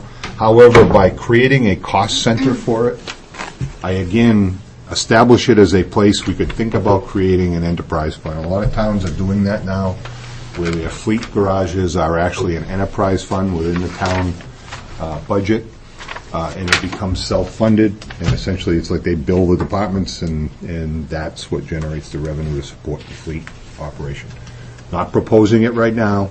It was simply while we're playing with chart of accounts and codes, why not set it up?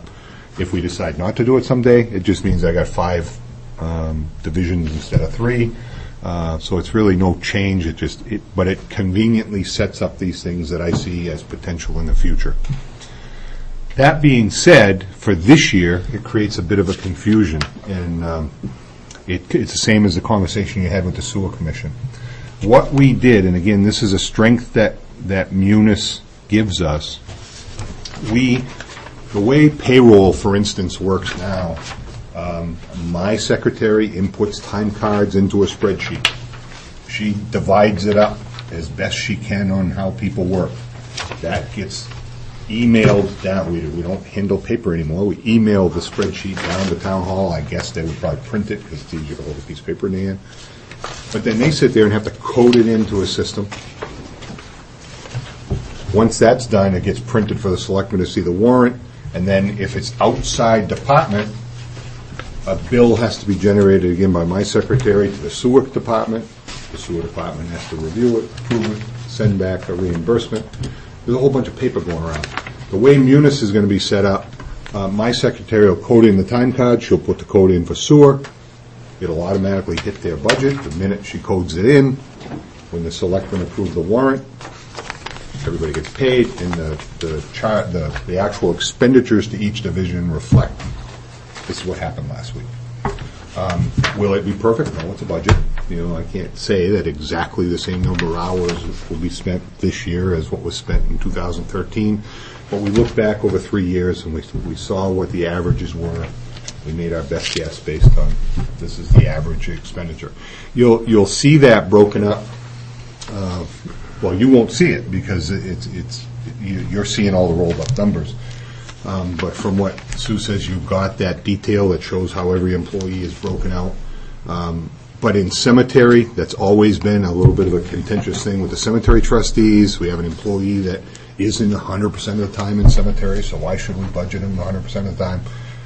So we took that out. Now we're only budgeting the average amount of time that employee's there. We have employees that take care of, we got one in particular that is sewer, drainage, solid waste, and highway, So he's kind of in the course of his week, and it's all different hours each week, how much he does what, but he's hitting 4 different budgets. So we broke that up. So that's about as much detail as I wanted to give you. I just wanted to explain the relationship. So if you look at the big picture for Public Works, cemetery, there's really very little change, other than the fact that we removed hours from that full-time employee, but at the same time, on the shoulder seasons, when we don't have summer help, we're often assigning highway people to help when something needs to be done in the cemetery. So we added those hours in, so it ends up being a wash. But you see the decrease in Public Works operation.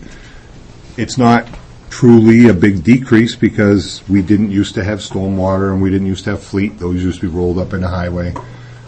If you look at the bottom line, however, my budget proposal worked out to, like a net increase of 4%. When the Board of Selectmen got done with it, it's a net increase of 2%. So it's a very lean budget. We'll walk through what the major changes are. Obviously, any questions you have, I'll try to deal with them. I'll fly right through cemetery. There's really, like I said, no changes other than a slight change to payroll based on actual usage. The Public Works operation, and I'm going to talk about the Selectmen's budget. In one instance, I'm going to highlight the budget I submitted, but only because I want you to remember it next year. And I'll explain when I get to it. So this is the end result with the Selectmen. One of the big lines that changed in there is the consulting services line. Particularly what changed is we've added more money to roadside mowing. I think that used to be $12,000. We've overspent it the last couple of years. Roadside mowing is something that we really fell behind. We used to have a Holder tractor with a flail mower. Never worked great, but it kind of worked a little. But several years ago, we got rid of that piece of equipment, and the roadside vegetation really started to take over. So we've brought in contractors the last 2 years to really try to kick that back and get control of the right-of-way again. And we haven't been able to get all around town, so we're asking to increase that to $20,000. And then we added a line for knotweed eradication, which I'll hit in a couple of slides to talk a little more about that. The rest of the stuff that you see there is all the same as we've had for the last several years. Can I ask a question real quick, Gus? Sure. Why do you call these consulting services? Mainly because in this particular budget, these are things we're paying to an outside vendor. So we could move them somewhere else if it's appropriate, but we've always budgeted it here, or at least the roadside mowing has always been there. But we're hiring a contractor to come in and help us out with this. A little bit about knotweed, if you're not familiar with it. It is a very invasive, it looks like bamboo, if you look at it. It's everywhere around our roadsides. This particular picture is a brand-new subdivision up off of Tibbetts Hill Road. When they put it in, I'm not sure what the source of the knotweed was, but by the end of summer, we were down a 1 lane of travel up the center of the road. It's the kind of weed that if you go out there and try to cut it, it's going to be back in like a week twice as bad. So you can't just go cut it. You have to cut it, treat it, cut it, treat it. We haven't done it yet, so the $8,000 is kind of a best guess. Let's get started with it. We have somebody that's certified for herbicide? Yes, but we're not going to do that. We're going to probably contract all of this out because we do have an individual that can do it, but he's very busy with everything else he's got to do. This is a big problem. Can't you dig it up, get rid of it? You can, but if you dig it out, you got to bring it somewhere and put it on black plastic, let it dry out and die. Yeah, if you leave. And the like a roots are piece like about that big, rhizomes. They it'll- spread yeah. underground. Like milfoil. Yeah. That's the same thing. Yeah, so it's a very, very tough thing. So we did a little map, and I don't know how well you'll be able to see this, but all the pink that you see on all these are where we have knotweed growing roadside. So the $8,000 is certainly not going to treat everything we got in town. I don't know how much of it will treat, but if we do it next year, we'll at least get our hands around how much it costs to deal with the problem and how effective it is. And then we can plan appropriately in the future. What about chemical or something that kills it? Well, that's what we're envisioning is, from what I understand, Dick, you go out and you cut it, you spray it, it won't all come back. You're going to have to go out and cut it and spray it again, and you just keep repeating that until you've eradicated it. So none of this is on private property, it's all on In the public right roads? of way, yeah. Yeah, what happens is, it gets in, and there's plenty on private property too. This isn't just a public right of way thing, but, what happens is, it grows in ditch lines. If it gets damaged or cut, goes and then it faster. rains, the seeds get carried downstream, and now you got it all the way down the street. Okay. If you're going across 101 to the seacoast, and you're going from Candy to Raymond, there's a big island in the middle. That is like a Oh, knotweed. knotweed jungle. Really? And it's, when DOT went digging up ditch lines way back when, they didn't really know how big of a problem it was. Didn't think nothing about it and just spread it everywhere. So 101 is a great example of how extensive it can be spread. And we're a good example of it too. Those pictures from August Circle are, you drive up there, it's absolutely mind-boggling because it's a brand new road. Within our operating lines, there's very little change, like I said, aside from those programs. The traffic light repairs, you'll see a good reduction, a big reduction. In 2013, we replaced the final old controller we had in our system down at Hannaford's. So we just paid $18,000 to have the traffic controller at Hannaford's intersection changed. That was a one-time deal, so that line drops, and all we're holding in there now is kind of normal repair amounts of money. The compaction test, it's a small amount of money, but just based on use and what we foresee next year. Same with tree removal, office supplies, operating supplies. Those all, just like you guys do, I looked at the last couple of years and said, geez, I think we need to just include a little more money. I had a question on the compaction test. How come year-to-date it's $18,000 and you're budgeting $12,000? Oh, yeah, let me tell you, Sue doesn't even know this yet. When those blue sheets... She's gone. Oh, okay. I'll throw her right under the bus then. I noticed today when I was updating the spreadsheet, unfortunately with our old finance software package, this stuff doesn't automatically happen when you push a button. So somebody has to sit there and key in the October 31st reports. In my lines, like most of the others, there's some zero lines. Whoever was keying in the 1031 numbers, and it came to me that way, so it was somebody at Town Hall that was doing it for sewer or whatever. They missed a line, so all of your numbers are offset one line. So cow. I don't know if it's just in the DPW operating, but that particular line, if you shift them all up one, they line up better. So I kind of corrected mine. How far, Carl? I only noticed it when I was doing the public works operations, and I only picked it up, like the payroll numbers seemed fine, but right down around there. Probably starting from professional dues, because it has a zero. Yeah, there's a zero, but it's not actually zero. But it's like 15. Oh, I see. Yeah, so from that point, I think if you lift them all up one, they'll line up better. I meant to catch up with Sue this afternoon and just kind of tell her what I found, but Same thing with employee development. yeah, it literally goes right down the column. Well, they're going to have to fix it for us because that's going to get paid in the butt when it comes to it. You think? Yeah. Yeah. And again, I didn't check. I assumed that it only happened when they did that one org, because like solid waste seemed fine, all the rest of them seemed fine. If you move that up one line, it says heavy equipment rental, it would look like it's going to be zero. You get your monthly printouts. Yeah. That's the good information, that the white sheet that you get the end every month. So we can cut that by $12,000. Literally, you're done. That was a motion, is that what you? As in past years, as far as our fuel costs, like you've probably heard the other department heads, we went out to bid, we look at our average fuel usage, we budget, the new bid price times the average usage over the last 3 years, and that's how we established all these fuel costs. Those should be less, right? I haven't looked at my, but like gasoline should have gone down, shouldn't it? I honestly it didn't change significantly. It's not a giant change. But like I said, whatever the new bid price is times that's what. Diesel fuel, well, looks like Something's wrong gasoline's there. up. Yeah, gas is up. 10. Not Well, much. I can tell you if I look back at the last year's printout. Carl, it says so far, year-to-date, you've used $29,971. Well, and here's the thing with my line. When the deliveries come to Public Works, so when I think it's Weber now, whoever it is, when they drop off a trailer load, I pay the bill.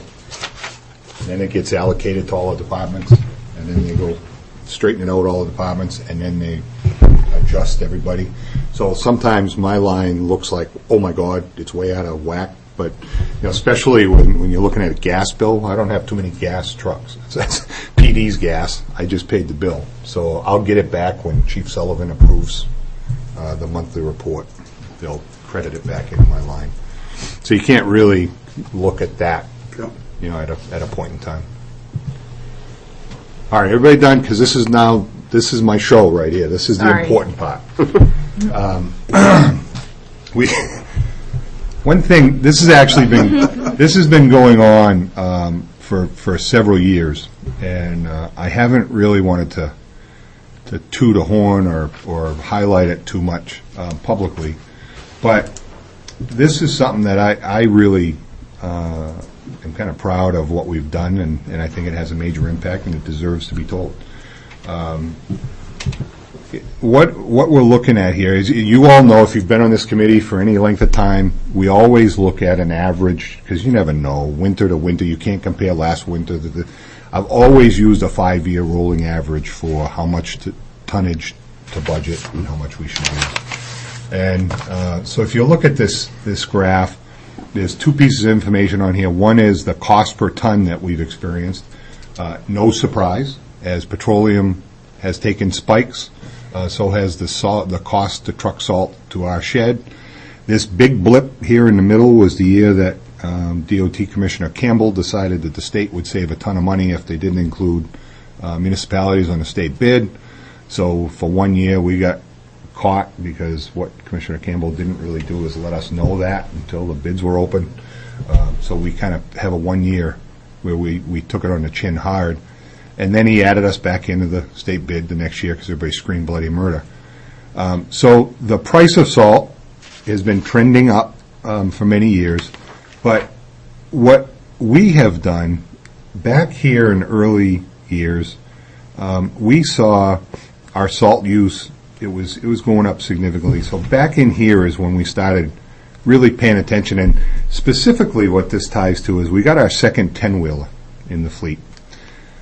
And so we had two 10-wheelers with long routes doing main drags, and not to name names or single anybody out, but at the end of the storm, one guy had been loaded once, went out and did his whole route, came back and had something left in the truck. Another guy went and he'd been back and forth to the shed 2 or 3 times filling up. And we kind of said, why is that? So we really started paying attention to how the trucks were set up, how much we were putting out, and we started adding ground speed spreader controls on the trucks as we replaced them. And what that is it's a computer in the truck that gauges, it's tied into how fast the truck's moving. We now have the computers calibrated, so depending on the type of storm, we're using whatever the guidelines from the Salt Institute, 200 pounds a lane mile for this storm, 400 for this storm.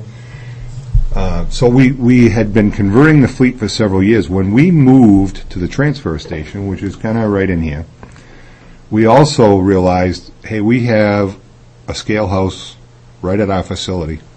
And at the same time, EPA, our stormwater permit, they wanted us to report how much salt we were using. So we said, well, we got the nice scale right here. Why don't we just weigh it? we're way out, we're way in, we'll know exactly what we did. Over the years, the guys have evolved that into, we now get a storm report. The IT guy, Brian Ray's worked with us. We have on the scale house, if you ever go across there, you see a box on the outside of the scale house. There's a keypad in there. So the drivers, during the middle of the night, they get loaded, they can go create their own scale ticket. They go out on their route. Each route is programmed. We know how many miles they're going on their route. And at the end of the storm, we're creating a storm report. And it's a bar graph, route by route by route. And it graphs how many pounds per lane mile each driver averaged. And at the end of the day, it boils down to the guys are somewhat competitive. They want their routes clean and safe. But what they did was they also got educated that, geez, Tim only used half the amount I did, but his roads look fine. So maybe the next storm, I can ratchet it down a little. So this is not like me beating them over the head or Mike Hillhouse beating anybody. It was simply giving them the tools to educate on what they can do and still have safe roads. And if you look at these last few years, and we've had some pretty decent winters, 3 winters ago, that was a pretty good average winter. Our consumption is down significantly. That's cool. I want to toot the horn because this is an area, if you project, and I actually have this on the next graph, this is the graph of the 5-year averages. So if you look at this blue line, that's what it's trending if you graph the 5-year averages. I think it's going to bottom out, but if you noticed, I didn't highlight it, but I slipped in there that I'm asking for a 7-year average this year because even I get nervous every year when I look at what the average number is. But I did a presentation on this a couple of weeks ago, and I trended this line out. And if you look at where we would have been versus where we are today, that equates to about $150,000, $160,000 in savings, just right off the top. So I think it was worthy of mention. I think it's important to understand. It's not perfected. We don't have it right down, the science completely right down, because at the end of the storm, the guys still, hey, who needs help? They're still jumping from route to route. I don't want to discourage that. We want everybody to get home as quick as they can. So it's not perfect, but it's I think it's very, very good. Well, kudos to you guys. Yeah. And this is figured on tonnage? Is that how you came up with your dollar figure? Yeah, the dollars, as in the past, it's the new bid price times the average. The change I made, though, was I used a 7-year average instead of a 5-year this year because I just got too nervous when I looked at the 5-year average. The state bid price went down $7, correct? Yes, the state bid price went down. Yeah, you saw that on that first graph. There was a little blip down. So, but if I'm looking at your salt history, last year, 12, you used $115,000. So far this year, you're at 109 with 6 weeks left. How long does it take to spend money on salt? A storm? It depends on the storm. It doesn't take long. No? If you get a good ice storm, you can go through it pretty fast. It really depends on the type of storm you have. Because you're at 152,000 budgeted for this year. Yeah. Where the last 2 years you've used, like I said, 115. So far this year, 109. Yeah. And the salt shed, I'm sure, is full right now, right? Yep. Yeah, and we got our fingers crossed. I mean, obviously, it's this is one of those lines. We're not. It's there if we're going to use it. If we use it, if not, we're not. If you're not, it goes into the general fund, and then the selectmen use it for something else. So yes. You better look into up until March, though. Did I say that out loud? No, January 1st we start on the new budget, even though the voters haven't approved it. This budget gets us through December 31st. Well, by the 30th, because they won't deliver on the 31st, probably. The only thing I'm confused about this whole salt thing is last year we sat here and you asked for $201,000 for salt, and I argued with why are we going up, and you said, well, I'm going with the 5-year average. Right. But all this time, you've known it's going down.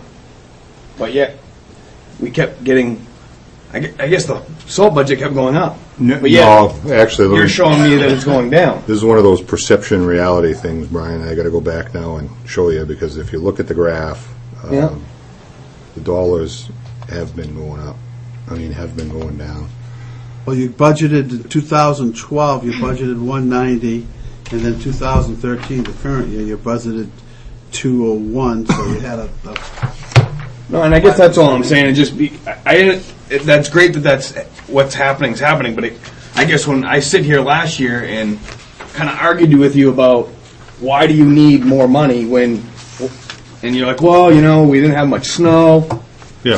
So now that's we're at true. 100 and something, and you're basically $90,000 over budget. So under budget. Yeah, under budget. I kind of feel like, all right, you told us something last year, which we said, yeah, 201,000. That's a great thing.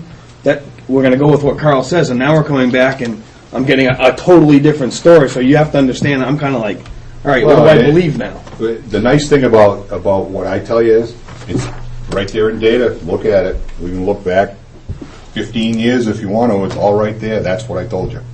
It's right there. You guys made a cut based on your gut. I don't feel comfortable doing that. I'm looking at a 5-year average. 5-year average is what the 5-year average is. This year, I wasn't comfortable with the 5-year average, so I'm telling you right now. I gave you a 7-year average, because the 5-year, 6 years out, dropped off. It brought me down so far that it's like, at some point, you're going to have the big winter, and then suddenly your budget's not going to cover it. So what's the tolerance for that? I don't know. Is your 152 based on 5 or 7? That's based on, this year's budget is 7. 7. Okay, 7-year average is, okay. This year. All right. Up until then, I always use 5, but when I saw the 5-year number this year, it kind of gave me a little twinge in my stomach. What was the 5-year? Huh? What was the 5-year number? Well, I can give it to you, but it's probably, does it show it right there? 2013? It's on that blue line. Oh, no, right your there. 5-year number. Yeah, that 5-year right there average is the tons. 5-year average. Okay. So the tonnage is whatever it says there, and you'd multiply it. So am I reading that right? It's gone down? Yeah. Yeah, because of what he's using as equipment. Better measuring it, and the guys are taking better care of it. So we're at this level now, am I right? Yeah. Yeah. Now, this level, just let me ask you a question. Is this the budgeted level, or is that the current level?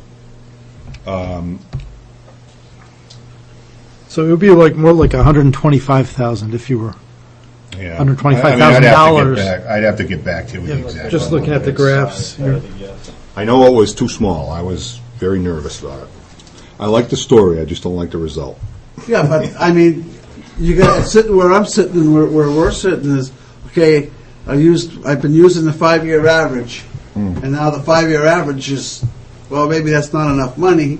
Right. So I'm going to change my parameters to make sure I get more money. Well, and that's like, you always come back to us and say, it's a bottom line budget, don't worry about it. But if we use it for something that we need that wasn't budgeted, then you yell at us that we're using it for something inappropriate. So it's the same deal. It's the same Pretty deal. much. Yeah. It just depends which side of the table you sit on.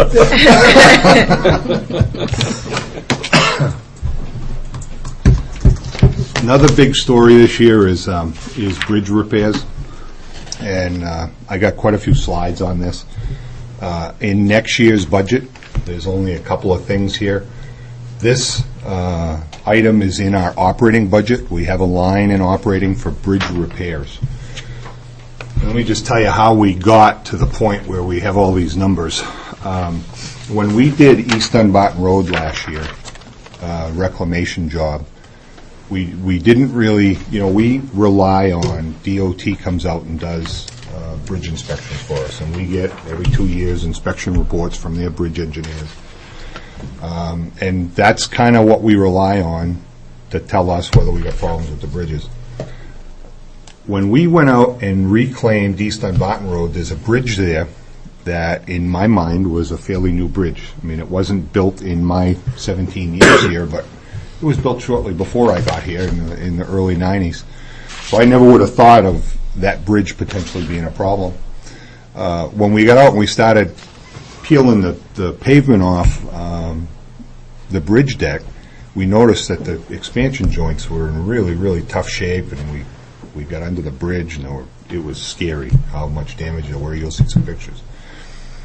This year, we went out and we did Pleasant Street, and Pleasant Street, we knew that aesthetically that bridge needed attention, but it didn't appear to have any structural problems. The sidewalk that was that we'll talk about in CIP, but the sidewalk wasn't really part of the original bridge. It was something that was added on at a later point, and we knew that. But in my mind, when we got to Pleasant Street, it was going to be, okay, we just got to put a new slab or something across the sidewalk, point up some mortar on the bridge, and we should be in good shape. Well, of course, when we get there and you really start poking at it, it turned out that, it was an old bridge and it needed more than we thought. And particularly what we had for an issue was at that point, dealing with the sidewalk, I brought in a structural consultant because we're not structural folks. So they came out and evaluated that bridge, and it turns out that the bridge, as I said, the main bridge was not bad, but the sidewalk part of the bridge, the footings were no good, the wing walls were no good, the deck was beyond help, and once we started looking at having to get into the brook and start doing new footings, it turned into a much bigger project than we could just kind of absorb into the road plan.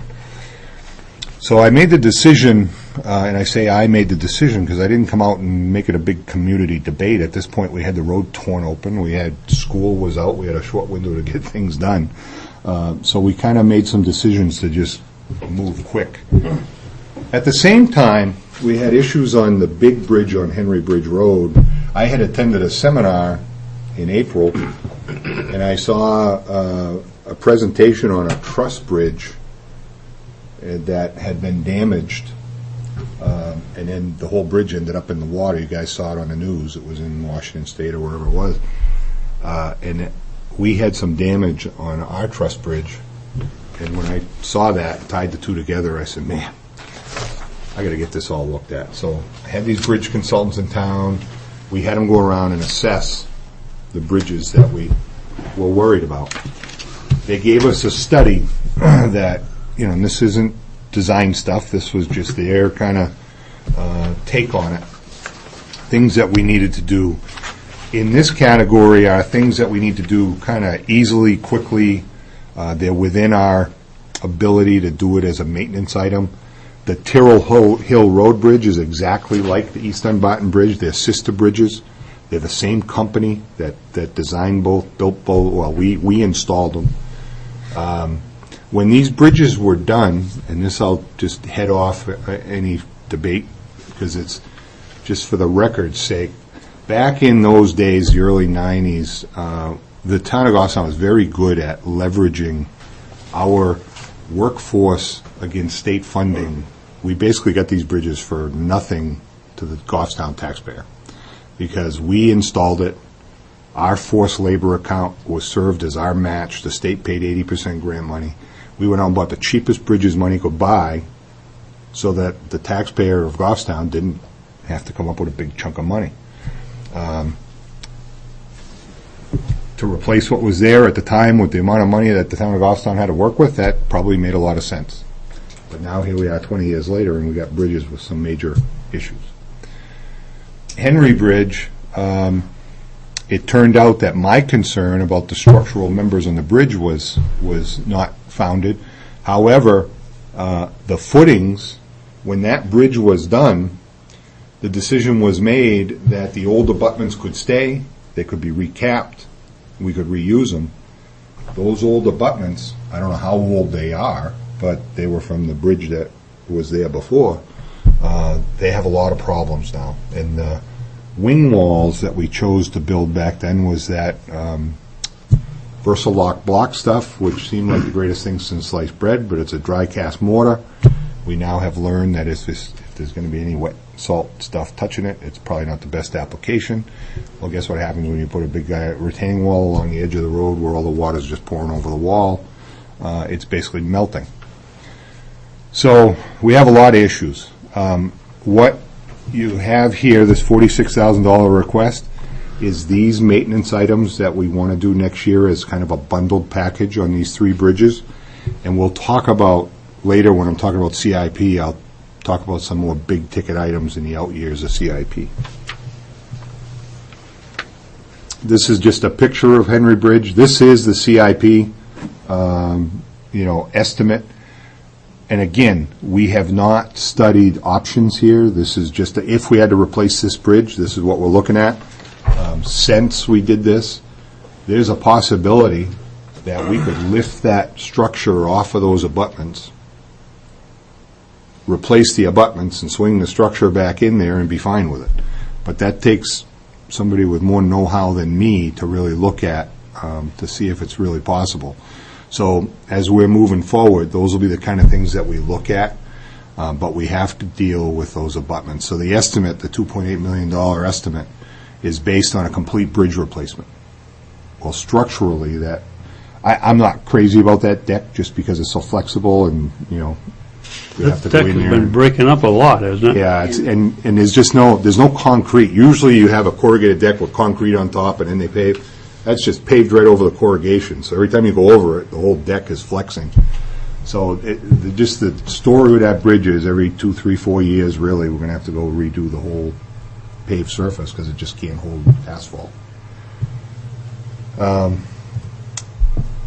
Just some pictures, like I said, the deteriorating. I wish there was someone standing in that picture because that wall is probably close to 18 or 20 feet tall right there. It's a good-sized wall. This is under the structure itself. Was there something wrong with the expansion joints on that tube when they finished it? Yeah, right. You can see right here the expansion joints. It's not. It was Yeah, ask him what he thinks. Yeah. My understanding is it's not really the proper expansion joint for that type of bridge. When whatever they put in there, that nowadays it would be a different expansion joint that would be there. But you can see where the signs of salt under the deck are there. See the hole, that tear in the gusset plate on the bottom left? That's the one I was concerned with because it's right on the corner of the bridge. That's what brought down that bridge out west. So that was my concern. But we repaired that with the DOT bridge staff, just drilled a hole to stop the tear. And the conclusion is it's not a big problem, but it's just one of the many things. Tyrrell Hill Road. The steel members under there, if you look at them now, they're literally rotted right through. Again, this bridge is a 1994 structure. There's a lot of issues in East Dunbarton and Tyrrell, our sister bridges. This is the guardrail attachment. It's just kind of welded to the side beams. So there's a lot of bridge issues. We're still getting our hands around it. So I guess for you guys this year, just call it a heads up. The CIP committee heard a lot more about it.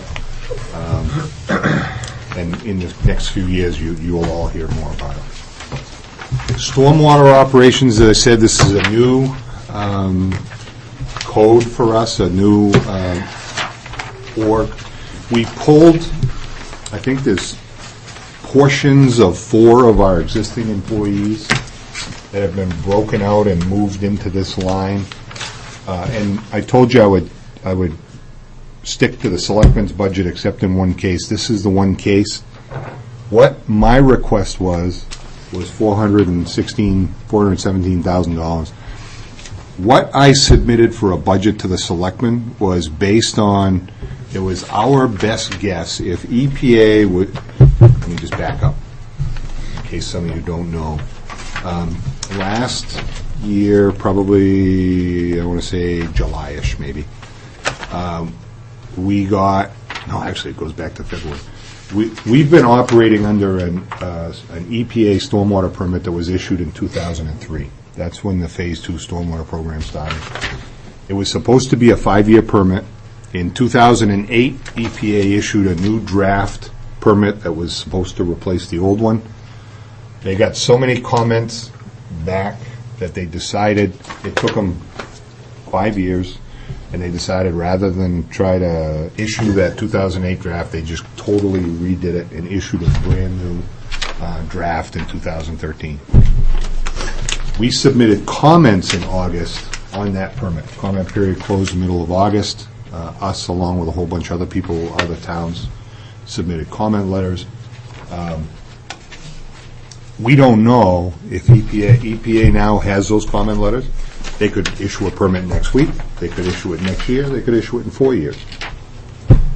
What they've told us is it still is on their agenda to issue it in this year, which for them is between now and September. They're on the federal fiscal year. They have it as they want to get it issued this year. So it could come out next spring, next summer, who knows. I put together a budget request based on compliance with that permit.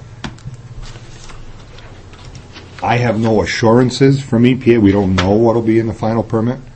One thing EPA staff has said to us is that they understand that towns have budget cycles that they have to go through. They understand that different towns have different budget cycles. You know, we're on a calendar year. Some towns are on a fiscal year. So one thing they've said, but it wasn't written in the permit, but they've told us subsequently, is when they issue the permit, they're going to give us an effective date to give us some time to react. The Board of Selectmen got comfortable enough that they decided to take a reduction, figuring that, okay, even if EPA issues a permit next summer, it won't be effective immediately, so next year is kind of a buy. The one change that I convinced the selectmen to keep, though, was, well, let me just talk about some of these changes. In this new draft, what is significant to us, what the huge financial drivers are now, we have numeric limits. We're now going to dip a sample bottle at the end of our pipe to see what's coming out of our drainage system. Now, I can tell you, because I've dipped sample bottles in our system before, we're not going to get any clean samples. The stormwater coming out of the end of the pipes is not clean. The state of New Hampshire, one of their responsibilities under the Clean Water Act is they have to prepare and identify all of the impaired waters in the whole state. That's what responsibility that falls on the state government. We have a lot of impaired water. All of our water bodies are impaired for something. If your water body that you're discharging to is impaired, it ratchets down the limits of what we can contribute into that water body greatly. So we are going to have to look at things like managing our salt. We got a good jump on our salt, but we have a salt impairment right now on, of all places, Catamount Brook. If that salt impairment stays on Catamount Brook, I have to develop a plan to not only manage my salt, but all the salt on all private property, so Hannaford, Shaw's, all of the commercial properties in town, Larry's Hardware Store. I've got to manage what their contractors are doing on their parking lots. I have to look at all town property to find low-impact development, how we can retrofit. Whenever we want to do something in town on a town property, we have to find ways to put low-impact stormwater features in. So what I had asked for in my draft permit was a new engineering technician. We got a lot of sampling to do, a lot of data to track. And I also had a couple of interns. The selectmen allowed me to keep a part-time engineering technician position. So that's basically what you see if you look in the stormwater utility budget. There are those existing employees, some of the town assistant town engineer, about 40% of the guys that operate the VACON truck, about 40% of their time is spent on the drainage system, and then the utility superintendent's in there for 10%. And then this new 29-hour employee is in there for under the part-time. And the reason that the selectmen kept this in there was when I dug into DES's impaired waters list, when I first dug into it, I was kind of cranky at DES, but when I went up there and met with them, and what their charge under the Clean Water Act is, they were doing what their job was. If they got a sample and it was dirty, it got listed. So to give you a couple of examples, I'm sorry, anybody at DES that's watching this, I got to use these examples, but one of our impairments is Harry Brook. You look at their sampling database, they had 3 samples, Harry Brook, all within 2 months of the Mother Day floods in 2006. And they had impairments for bacteria. Well, I would probably guess that every water body in southern New Hampshire within 2 months of the Mother's Day flood had bacteria impairments. So the way the rules are established for DES, they got those samples, they were impaired, they get listed. One bad sample was enough to trigger you into the impaired waters list. When I questioned them on why there was no follow-up, they don't have the resources, they don't have the ability, they got thousands of water bodies all over the state. So it's a low priority for them to worry about Harry Brook, because you just look at Harry Brook and you know it's not really horrible. So they're not going to come back and sample it for who knows when, because they don't have the personnel or the money to do it either. So it falls on us. If we can do a sampling, a proper sampling thing on Harry Brook and show that it's clean, it'll come off the impaired waters list. Same thing with Catamount Brook. If we can sample it and prove that we don't have a big chloride impairment on Catamount Brook, that whole chloride thing goes away. So, what the selectmen have allowed me to do in this budget is get the people to tackle that impairments list, get the data behind it so we know when we go to the taxpayers and say we've got to spend big bucks on X, Y, Z, it's based on good data. It's based on current data. We have a real impairment, not something that just showed up because somebody grabbed a dirty sample in the middle of a flood. So that's what that's all about. What happened? Yes. We're talking over $50,000 for engineers, plus the benefits and expenses. Well, it's part-time, so there's not much benefit. Well, no, because you got the assistant town engineer in there for $26,000. Right. And then you get the part-timer for $24,000. My question is, what's it cost to have an outside source test? Well, we're looking at that. We're actually putting together, and that was part of the deal I made with the selectmen, is let's keep it in now, so we're positioned to do it. But we'll look at getting some quotes from private folks to do it as well. I can tell you that there aren't many people that are doing this because the permit's not final, so a lot of towns aren't trying to be aggressive. But I can tell you, a much smaller town than us just got a quote, not even to do a fraction of what we're doing, for $100,000. So it's a lot of money to get consultants in to do the kind of stuff. Well, we're just talking about water sampling, right? Yeah, but it's a lot of pipes and a lot of sampling. Part of what makes it hard is it's not just you got to go out dry weather sampling, and then if you find something, it kicks you in a whole other regiment. And if you find bacteria, you got to start chasing it up the pipe to try to find it. So it's not like it's just, It's not like you just find in one. You're not just doing it once. It's going to be very involved. Okay. Who's doing the testing? Is that just To be determined. But it would be like if you bring your household water or whatever. Yeah, like that, they'll test it. we priced it. We use Eastern Analytical for some stuff, and we use the state labs for some stuff. So we looked at both of their price lists, and whichever one was the best price. But when we get going on this, we'll develop an actual plan to systematically do it. Probably put out a bid for analytical services. Absolutely. And whoever gets the best deal. I have a question, so we're on the stormwater stuff. You've taken the assistant town engineer and moved 50% over, so that means that she's no longer needed, or he's no longer needed? Well, what it means is he's been spending 50% of his time doing stormwater already. He was the one that does everything we've done up till now. The 08 permit, that was under his realm.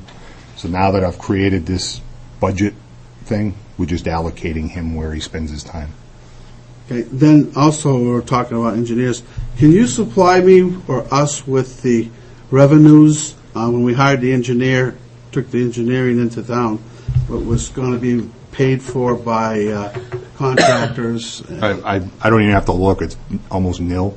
We haven't built more than 3 houses in town for the last 4 years, so there hasn't been a lot But that of was the development reason we going hired on. the town engineer, and that was the It reason the was, way back taxpayers when. and Budget Committee was told we needed this person to do Yes. that. And it benefited us for many, many years, and still benefits us today. No, because If there was- anybody utilizes our engineering services in town, which is not just Public Works, it's all of town. Matter of fact, we spent a few hours with the school district. But It benefits everybody. I understand what you're saying, Carl, but when you came to the position You're was right, going to Peter. be 10 funded. years ago, I told you a story. We were flooded with development.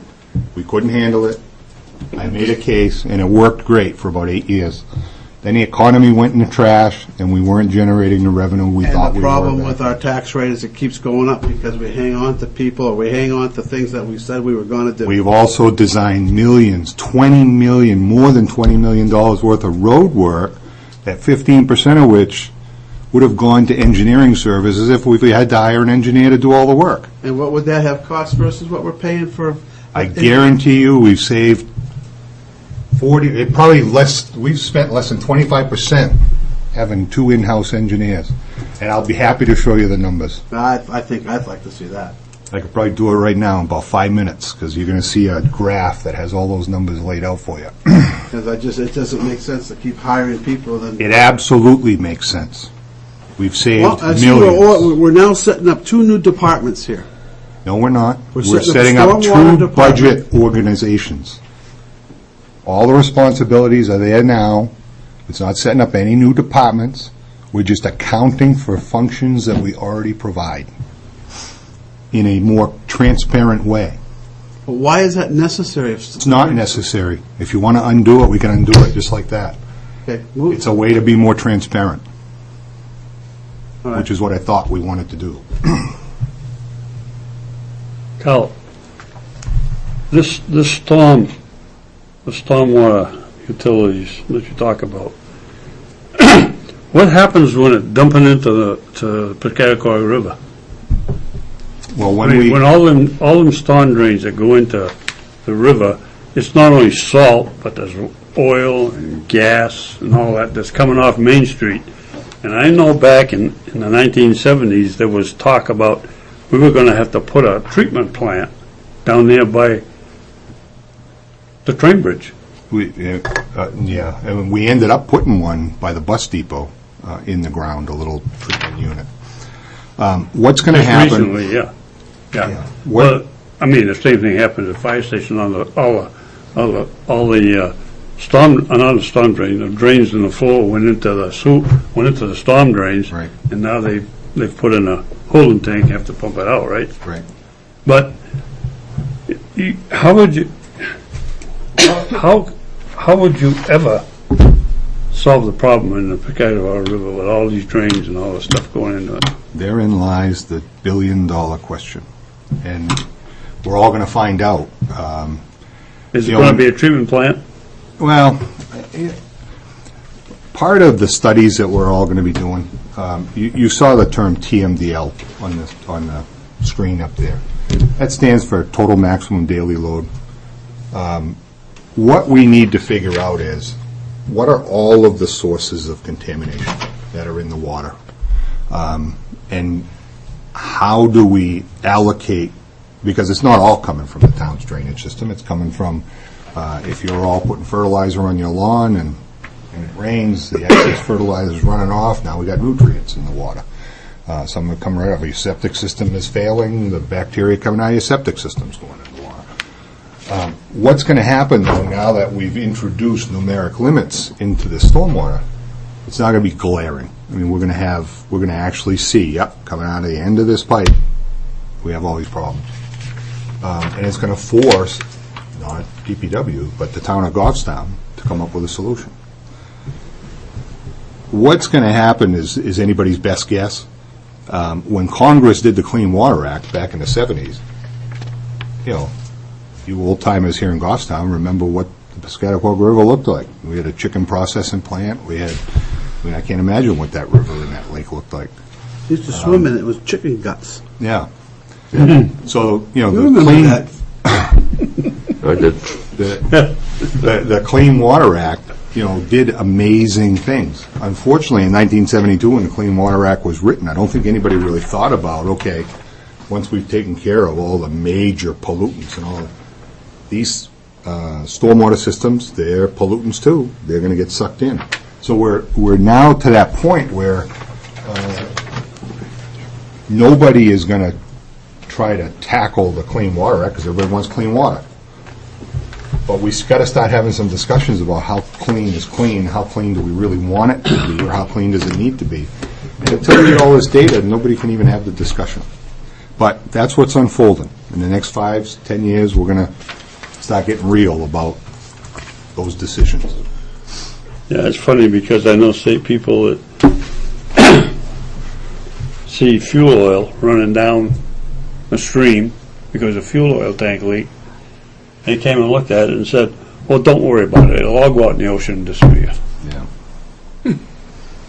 Well, we're worried about it now. All right, let's move on. So any other things about stormwater? Get into fleet. This one will be more fun. Again, these are all existing functions. We just moving them over to a budget, a new budget place. I really could care less where the lines are. I'll code them wherever the money is. But it just made sense to me to break it out. What you just had there is another line item in the budget? Yeah, so this is just giving you some detail. You guys get a rolled up number that says painting and reconditioning. This is what I'm planning on doing with that next year. So we've got a $27,000 request. It's 60% higher than whatever we had this year. You got there what it includes. So that's all I'm trying to do is give you the detail. Aren't you glad you don't all drive loaders and have to put tires on them every once in a while? I've sold tires a lot more expensive than that. Yeah, I'm sure.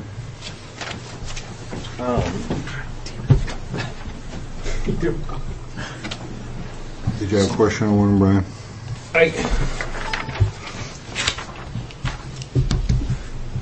So the fleet maintenance is 194, and that's with that number? No, the fleet. I just want to make sure I'm looking at the right Okay, yeah. Actually, let me highlight that. I should have put it up here. If you're looking, did you just say the 194? Is that what you're looking at? Well, yeah, because you got what we did. Tires under 28. Yeah, what we did. We used to have in the old chart of accounts. We had two different numbers, and let me look at the exact dollar amounts so we get this right. But we had two different lines that were essentially doing the same thing, and we use one for pickup trucks and one for big trucks and heavy equipment. So when we did the new chart of accounts, I kind of said we now have a fleet software program that tracks every single vehicle, every penny we spend. So I didn't need to track it in two different places in the budget. So we rolled two lines together. So if you look at this year's budget, for instance, you'll see a line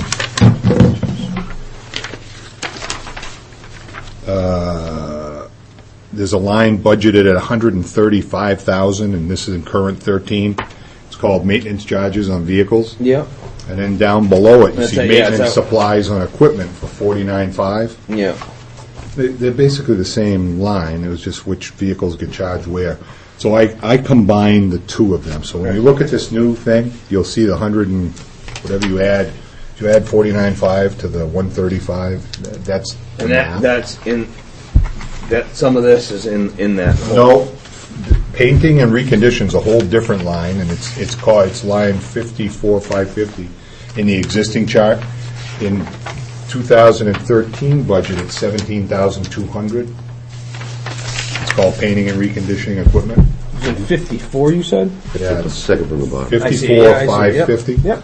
So next year's Yeah, 'cause it's request. zeroed out. Well, no, next year's request, it becomes 27,700. Instead of the 17,200 that we have in 13, I'm asking for 27,700. But why is it zero? It moved. Moved into The this blue new- sheet you're looking at, it's now moved over to fleet. Fair enough, okay. All right, it's a little confusing. Like I said, this year, we're going to kind of stumble through it. Carl, good question. How granular, if at all, beyond this, do you get in the budgets? Or will the say for example, fleet maintenance is at 194. Does the Munis software or your accounting, does that break that down? Or, oh, it does? In our fleet system, we have,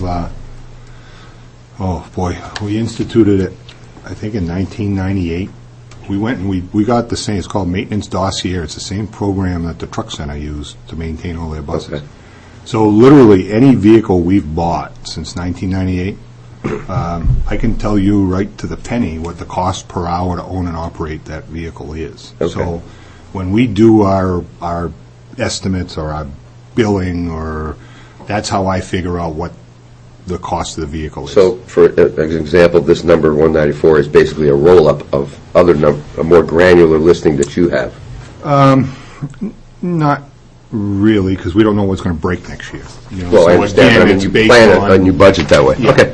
Yeah. All right. But if you guys, and I've done this many times, if you guys said to me, why do you want to replace that garbage truck, how much will we spend? I mean, I literally give you right to the penny the whole life of the vehicle, from the day we bought it, every preventative maintenance, everything we've done to it, and it calculates it right down to the cost per hour. Okay. Thanks.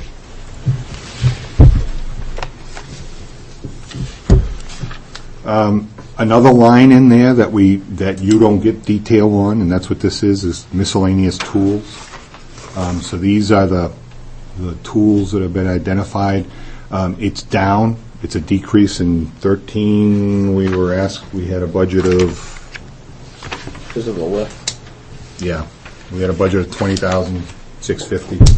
Next year, it's these items right here. This is, but it's technically up from the year before, because I think the year before was Yeah, 5,000, and then you went 15, so it was 20, and so now we're back. Yeah, every year what happens is what you're seeing right there. We go through a vetting thing, the tools that, the guys in highway, the guys in the shop, everything that's broken needs to be fixed. We put together a list, roll it in a budget request. What's the compressor for? It's in, I think it's in the shop, that's not a It's very only a big one, 5 though. horsepower compressor. Yeah. Tiny thing. Yeah, must be on one of the trailers, I'm not sure. I'd have to find out what they need it for. It's like a homeowner compressor. Yeah. Equipment maintenance and supplies, does that have tools in it too, or is that just your shop supplies? What's that? Well, equipment maintenance and supplies is the one that rolled up, I think. Is that, what's the budget? 53,430. Zeroed out now? Yeah, it's zeroed out now. Yeah, so it moved. Well, no, it's under food operations is what I got it. Yeah. On page 24. Yeah, but if you go to 21. That's it's right, like- yeah, it's It's zeroed out on 21. Well, because he took everything and put it in this. Yeah. You're just trying to find out what it is, right? Yeah, I'm just curious what that consists of, that's all. What's the number, Brian? 53,430. 53. Equipment maintenance supplies, 20 grand. Well, it's cutting edges. That's, in the old chart of accounts, it was called cutting edges. It was the edges for all the plows. In the new chart of accounts, we didn't call it cutting edges. We just-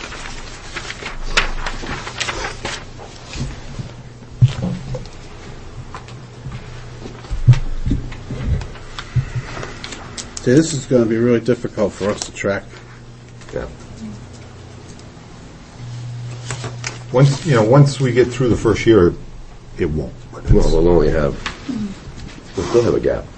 We'll only have the previous year to, Yeah, you're only going to have 1 year's history. You're going to be. yeah. This one's not as bad as stormwater, because I didn't bother doing it, because it would have taken a manual research, but those lines, I mean, we could go back. We're taking just certain lines Yeah. and moving them from here to here. It's not like we're creating new lines, so it's to build the history. It's just a case of going backwards and filling it in, which I could do. I just didn't bother. right now, but if it's something you guys really wanted to see, I wouldn't have a problem doing it. It's a cut and paste exercise.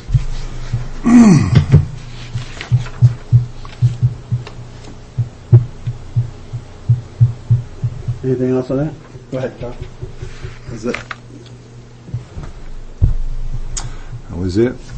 That's pretty straightforward. There's no changes in personnel. Any other questions on fleet stuff for right now? Solid waste and recycling. Again, not many changes here. Probably the biggest, well, no, there's a couple of them, but this one always ends up generating discussion. And again, it's why is it consulting services? It was just a convenient place to put it. When we closed our landfill in Penodville in 2000, we have to report how much we spend to maintain the landfill. It's something we have to report to the state. So way back then, we decided to just, let's find a place in the budget, we can put it all in one place, and that way it's easy to report to the state each year how much we spent. So that's what this line is. It's called consulting services. We have groundwater management, groundwater sampling, the gas system, gas samples.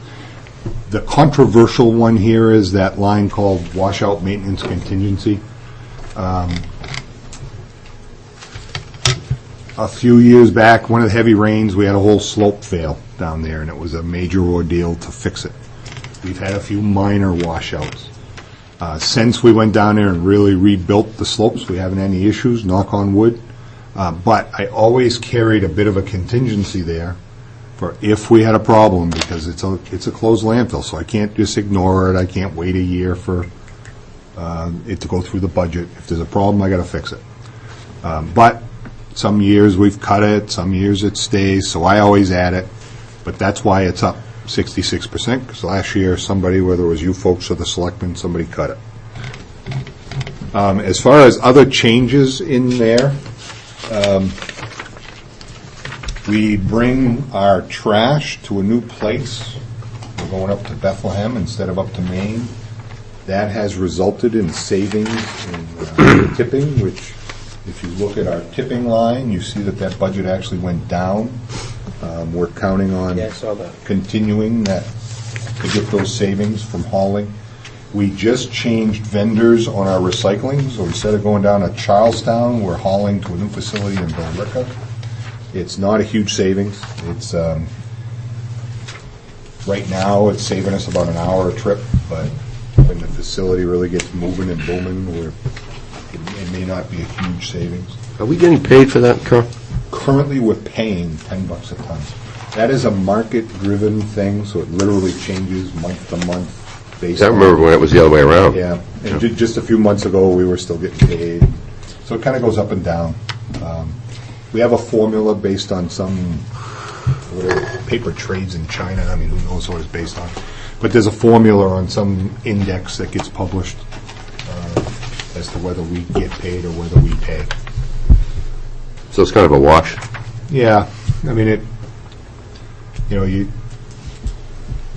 it's a tough thing for you folks to track because, whatever I guess for a revenue number coming in or an expense going out, I can tell you it's going to be wrong. I mean, it's a best guess, but things going up and down all the time, and who knows what happens in world markets.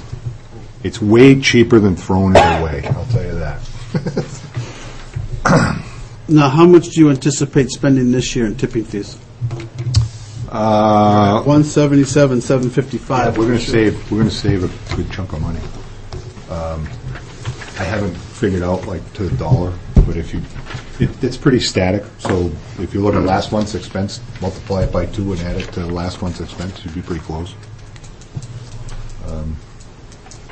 But there'll be a good savings this year in that line, which is good because you guys cut the budget on our supplies line, and we had to order a trailer load of toters this year. So if you look at our supplies line, we're about $25,000 overspent. So saving and tipping is a good thing.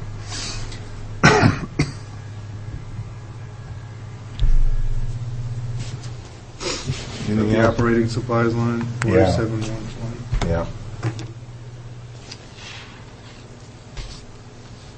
Yeah, there's a few anomalies, and if you guys have any questions, as you look through our expenditure reports, for instance, our legal line blown completely out of the water because we had that stormwater permit and we had to bring in legal help.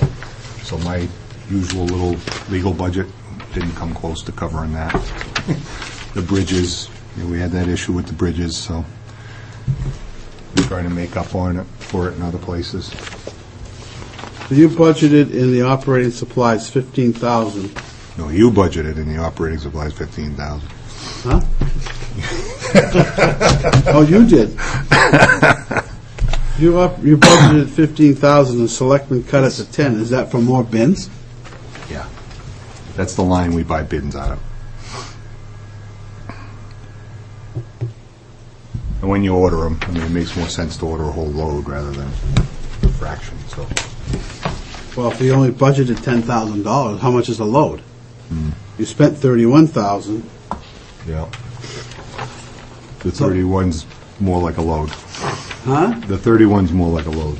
So you're Or going give me 31, I'll take it. Are you going to overextend that line again this year? Well, this year we did over because we just ordered a Next load. year? Depends how we do, you know, if more houses get built and a lot of them get damaged. But just out of curiosity, in 2012, we budgeted 12,000, you used 12,114. But you must have gotten more than a load this year because that number's 12,000. And you usually, every time I've talked to you or anybody over there, they've said you only buy the load. Well, I don't think we got 2 shipments. I'm just curious. I'm looking back on. Yeah, no, and I remember the conversation about filling the trailer and how much over budget it was going to be, and we had the savings and tipping, so I didn't really get too worked up about it. But trying to think if we got 2 of them in. I know there's a whole bunch down there right now. Well, I think what happened was we had to order recycling bins for the first time. Like in the past, we were still working off our original shipment of the blue ones. But I think we had to get both blue and green this time. There's both down there. Yeah. Well, we got a ton in. We just got a huge shipment in. Did you just get a shipment in? Yeah, it wasn't too long ago. Probably a month ago. This sounds familiar. I feel like we had the same conversation last year about the. You're talking about I was just recycling asking bins? because I was down there and I saw a whole pile of them, but that was almost 2 months ago. That's why I was asking. Yeah. Might have been It might have another been 2 shipment months now. ago. I don't know. Yeah. So what's the 10,000 budgeted for this year? In case we need more. That's that's one of those things when we run out of them, we got to order them. Yeah, okay, but we don't know how much a load is. No, but I could send you what the last load was. All right. So, are we good with operating? Move on to capital?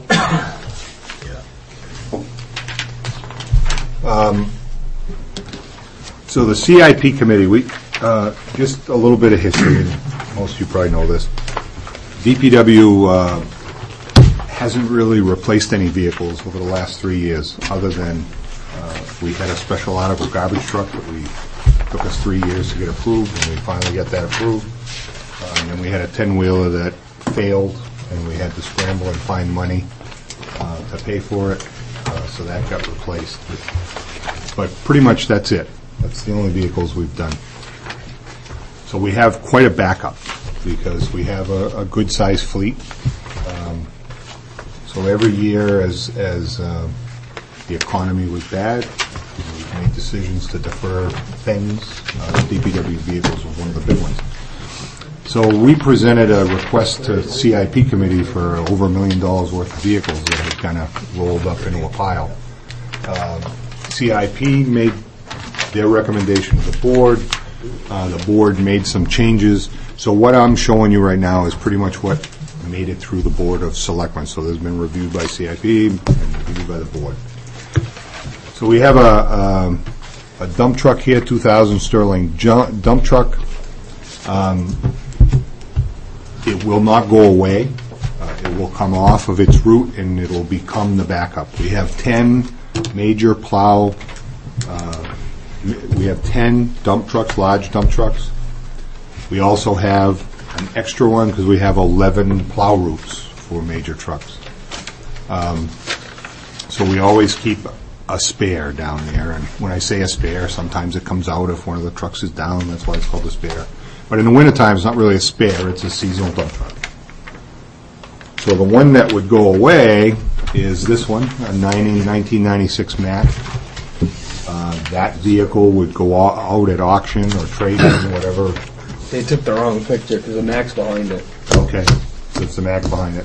Yeah, no, I'm I just actually saying. put the pictures in, so. Well, no, because it started with the Sterling in the front. It's the same picture in the back. All right. That's all. Not a big deal. Just Yeah. He's got the same picture for all of them. Yeah, it is the same. And you'll see it a couple more times. I like the picture. He just wants to be sure. Good rusty truck.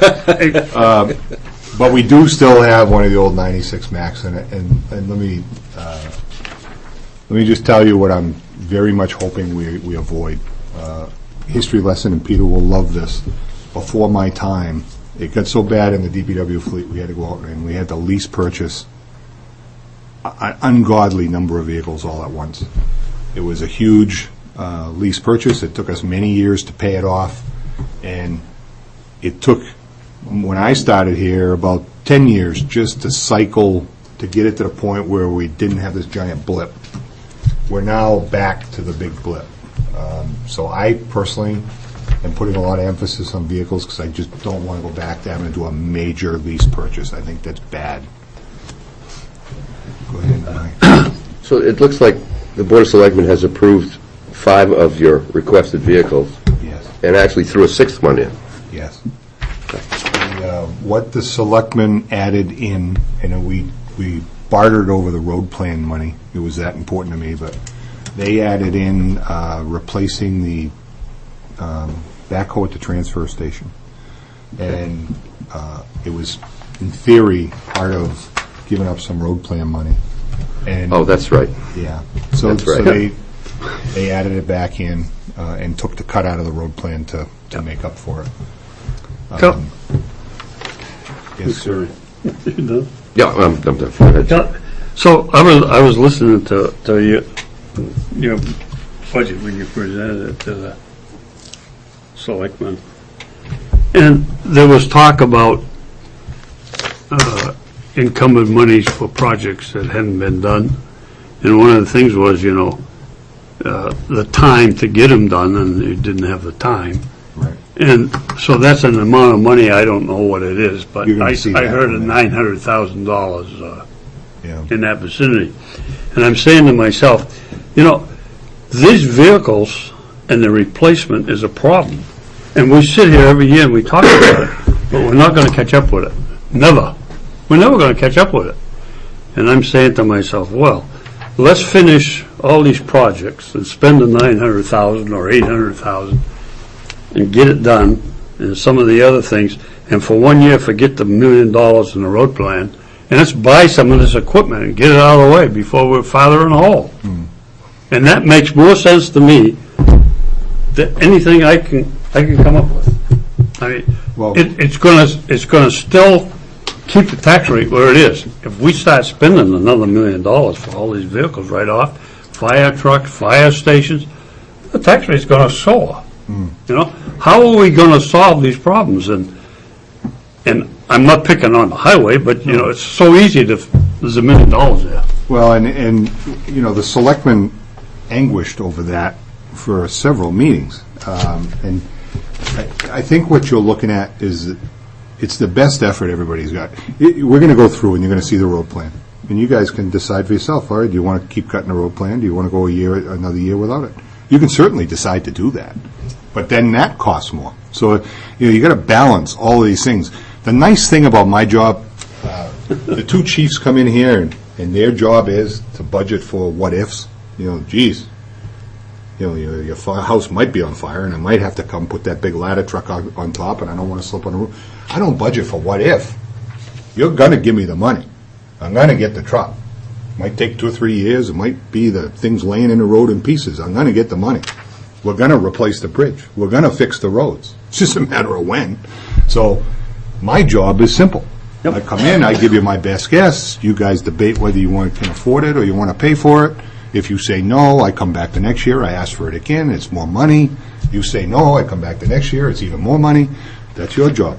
My job is just to identify the need. Well- So I kind of got it easy, because it's your budget. We'll do Okay. whatever you give me the money to do. And so I guess that if it was left up to me, that's what I'd do tomorrow. Yeah.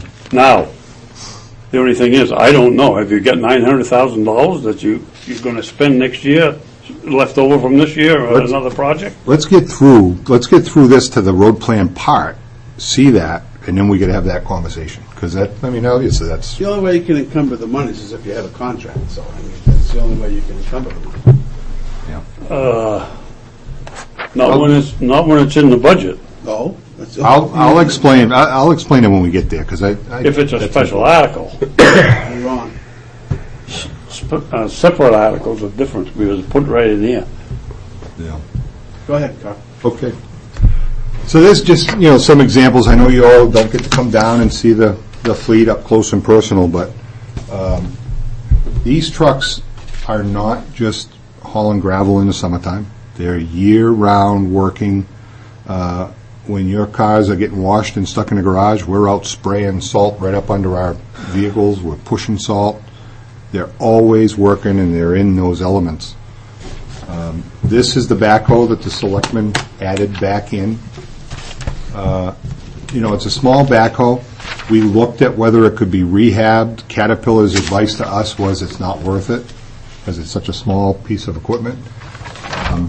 It's getting to the point where we really are questioning how much longer can we keep milking it along.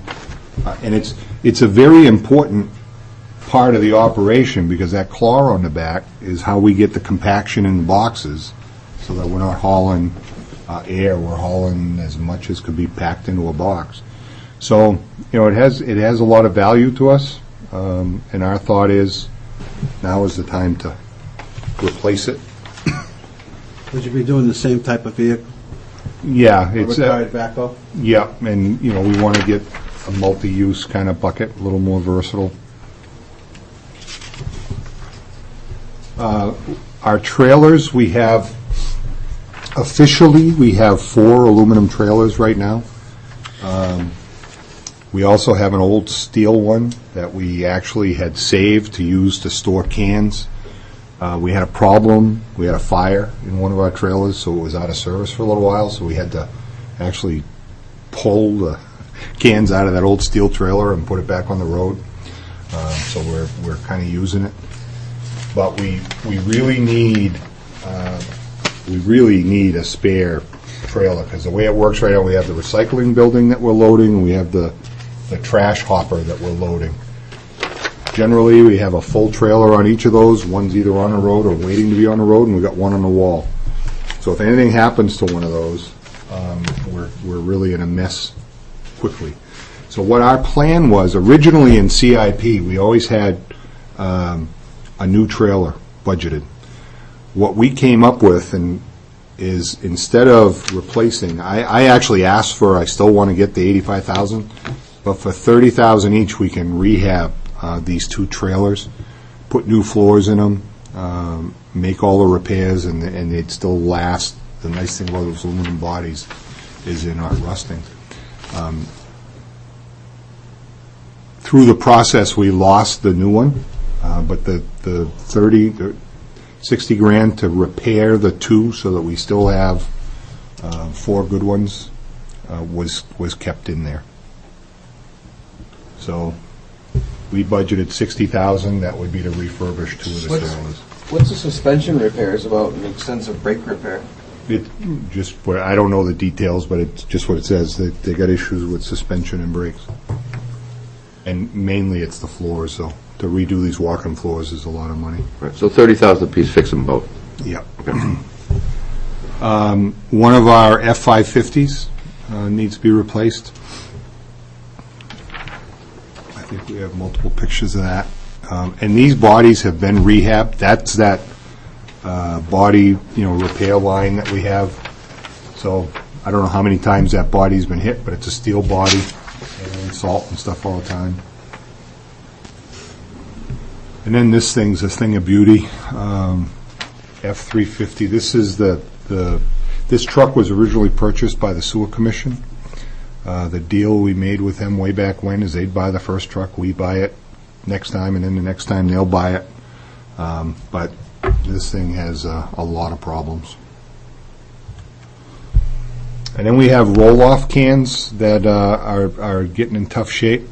We originally wanted to replace 4, but given the budget constraints, if I can get 2 replacements, and then we can repair 2 of them, we can get by with that for now.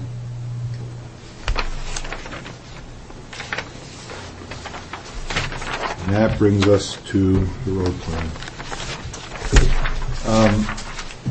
Every fall, we have interns that come in the summer and they go around and they measure the problems in the roads, all the defects in the roads. So every fall for budget season, I plot the graph of the pavement condition index, or PCI.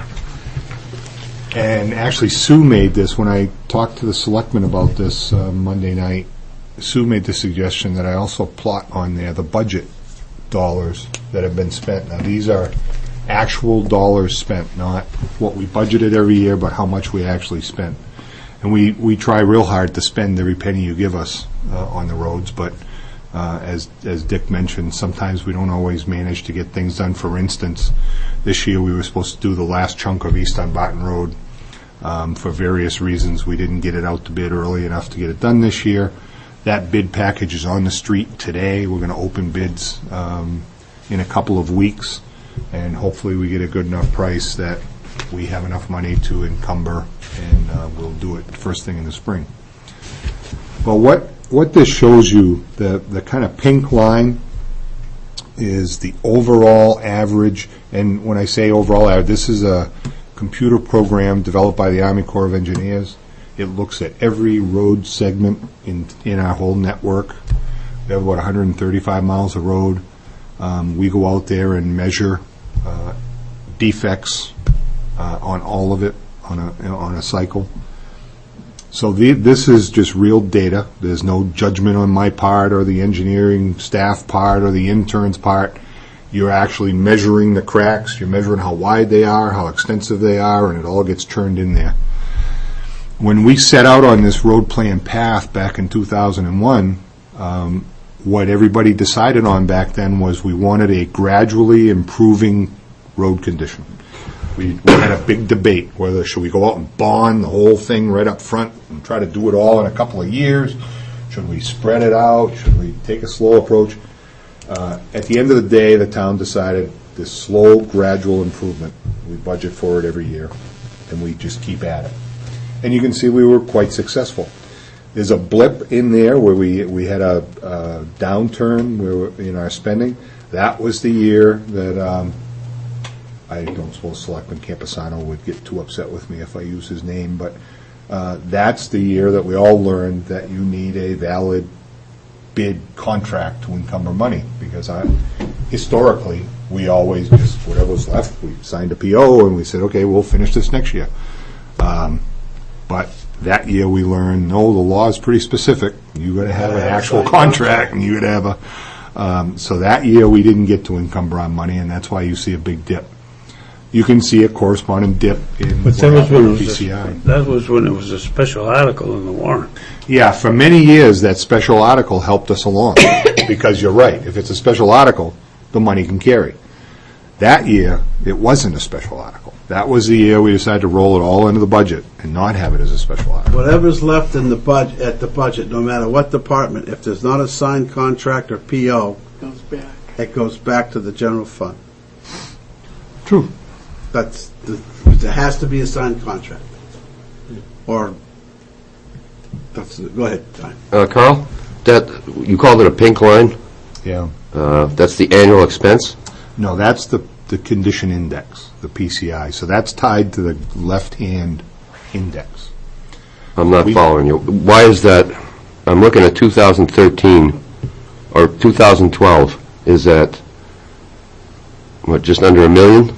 Yeah, but that doesn't have any Yeah, correlation with dollars, right? No, This is that ties to the left axis. It started at 51 Okay, or but so. the other one ties to the right axis. Right. The green line ties to the right. That's green? The dollars, this one Call it goes to one. the Yeah. PCI.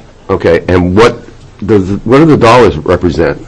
That is the actual budget expended each year. That's not what this says. On the road plan? Well, the road plan is 3 lines, remember, plus any special articles. You always look at the reclamation piece, which is $1 million. Right, But up in that's- operating, there's resurfacing and there's crack sealing. Okay, but I thought we're talking about the road plan here, which is not tied to the other 2 lines because they're separate every year. The road plan is all 3. The reclamation line is the $1 million. Okay. So this is not reclamation, this is the whole thing? The whole thing. Okay. The road That's what I couldn't understand. Yeah, the whole thing. It all So affects the PCI. we're looking at information that is beyond CIP that we've already been over. Correct. That includes what's up in the operating budget. So the story here, and again, this is your road network. I'm just the guy that communicates the information, and whatever money you choose to give me, I'll go do the best I can to get it into the roads. You can see that, the budget cycle, obviously, in this economy, it took a radical dip down, and the correlating loss in investment is what I will call it. Because as a town, for the last 10 years, we've made an incredible investment in our infrastructure, got it up to the point where we were up to a PCI of 71, but then the funding dropped off, and as one would expect, the PCI took a dip. The selectmen's budget that they've proposed to you now is pretty much level funded over last year. It's a very slight, the lines that are in operating, I snuck by a slight increase. But I would suspect we're going to see another drop next summer when we go out and measure PCI. We're going to see another dip. So from where I sit, what that means to me is we're losing our investment. We made this investment to get the PCI up. Now we're not continuing the funding. We're losing the investment we've made over the last 10 years. You all get to decide how much of that do we want to continue to lose. And, we can try to level it off. If you're okay with it degrading over time, okay, you can make that decision. But this is what it all means. If you don't put the money into the roads, the overall network condition is going to continue to drop. Well, if I remember right, this program is really, it centers on bringing the middle of the road, the middle group up. If we used, and let me put it in a little more scientific, the Army Corps of Engineers developed this program to maintain all of their military bases and runways all over the world. Science has shown, and I actually brought with me this little visual aid to help, and I wish I had a bigger copy of it. This is science. This isn't me. This isn't... what this means, this graph, is if you have a fairly good road, a PCI of 100, and it's only a couple of years old and you want to maintain it, say go out and crack seal it. It doesn't cost very much. 5 cents a square foot, I can go out and crack seal roads all over the place. If you let it go and it starts to degrade a little more, now you're into overlay territory, now you're into $2, $3 a square foot to maintain it and bring it back up. If you let it get to Norman Road, Mr. Hoff, I mentioned Norman Road, if you let it get to Norman Road condition, now you're down into the $25, $30 a square foot to deal with it. That's what this is. So what the Army Corps of Engineers recommends is if you have a limited budget, put your money up here. Keep the good roads good. It's cheap that way. The bad roads aren't going to get much worse. If you get a road that's already gone, it's not going to get much worse. So if you've got a limited budget, spend it on the good roads. Save your investment. Problem is, politics dictates that you don't do that, because if you live on Norman Road, I mentioned it again, if you live on one of those horrible roads, the thought of, well, we don't have enough money, so we're going to ignore you now, that doesn't fly very well. So since day one, I'll never forget Bob Wheeler's face when I first came in and said, I want all this money to fix all the good roads in town. The selectman almost died, and politics kicked in immediately and said, no, if we're going to try to sell this plan, we're not going to try to sell it that way. So we had to kind of blend it and do this hybrid thing where I'm picking off the bad ones. And Do some of the bad ones. So if you got the funding that is in this proposed budget, what percentage would go towards reclaiming bad roads, and what percentage would go towards maintaining good roads? Okay, so now, this is where it gets challenging. Again, the scientist in me would say, I want to pave everything. I've got a list of overlay roads that I could chew up $1 million just like that. But every year we defer a bunch of them because we got to tackle some of the bad roads. So then we get into the, let's go tie in what Dick Fletcher said. If I want to go out and hire John Neville to do a road, we just put out a bid on East Dunbarton Road. When John comes to do a road, John is a great contractor. He does a great job. He's got great equipment. But I've got to pay for John's equipment. I got to pay for John's guys. I got to pay for John's fuel. I got to pay for John's profit and overhead. I got to pay for John's insurance and his bonds. So if you're taking those limited dollars and you're going to hire somebody to come do it for you, you're going to pay for all of those things that don't translate dollar to dollar to pavement on the ground. If we do the work in-house, which we're very good at, but we have a very limited capacity how much we can do, it translates because our payroll is over in payroll, it's over in the other part. Our equipment's already bought. You see our fuel costs. So, 20 cents on a dollar, 25, 30 cents on a dollar is directly, it's like that's going on the dirt. It's almost 100% of what we're spending out of the road. It is 100% of what we're spending out of the road plan is translating to gravel and pavement. So when DPW does the road, if I've only got $1 million to work with, I can either do 3 or 4 roads and a whole bunch of paving, or I can put one contract out and do, a mile and a half of road with a contractor. So it's all balancing the resources. But this cost is still there, though. Right. Well, the cost minus. If you were going to put the cost in there, figure out the cost, it's still there. You're just not showing it. We're just deferring it. Yeah, no, not deferring it. You're just not showing it because you're paying for those guys anyway. The attitude is, I've got these guys on my payroll anyway, and I'm going to pay them, so it's better to have my guys do the job because I got to pay them anyway. Except here's the rub. I tell you, I've had this debate with so many different people, so many different ways. I have a list miles long. If we weren't building roads, we got 1 million other things that need to be done. So again, I'm sitting there and I'm deferring some of the maintenance stuff because we think that it's more effective. I fix more potholes and more ditch lines by fixing the road than if I spend all my time cleaning ditch lines. So there's more things than we could ever possibly do out there. It's a case of priorities. And if we decided that, okay, we're okay with just doing 2 miles of road a year and we're going to contract that out and everybody's good with that, I'm good with that, we got plenty to do with our guys and our equipment. It's not like there's ever a lack of work for us to do. But you're only going to do 2 miles of road a year unless we do more budget.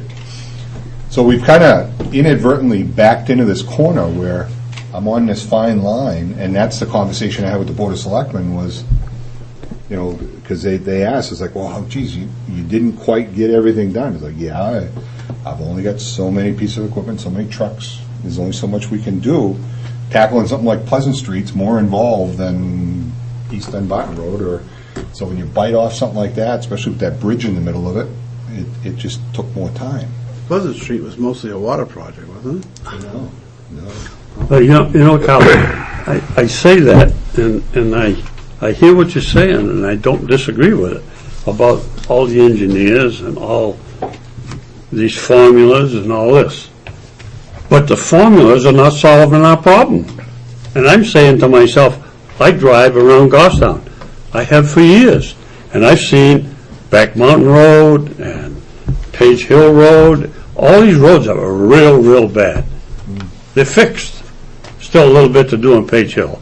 But it's not a road that I can't drive over and be comfortable. Right. And all the roads I go on need fixing, some of them, but they're still, I can drive on them and be comfortable while I drive on. Now, when the frost heaves the road and it cracks it, you can build all the roads you want. But I'm not in Florida. I'm in Goffstown. And it's 20 below zero, and the road heaves up. Yeah, and I mean, the data's right there. We did a fine job. And we've lost a little ground the last couple of years, but we also had a horrible recession. So I mean, I can put that in context. And we get to decide, where do you want to go in the future? I think you've done a good job. I think the roads in Goffstown have been improved, 45%, 50% from what they used to be. There's still more improvement.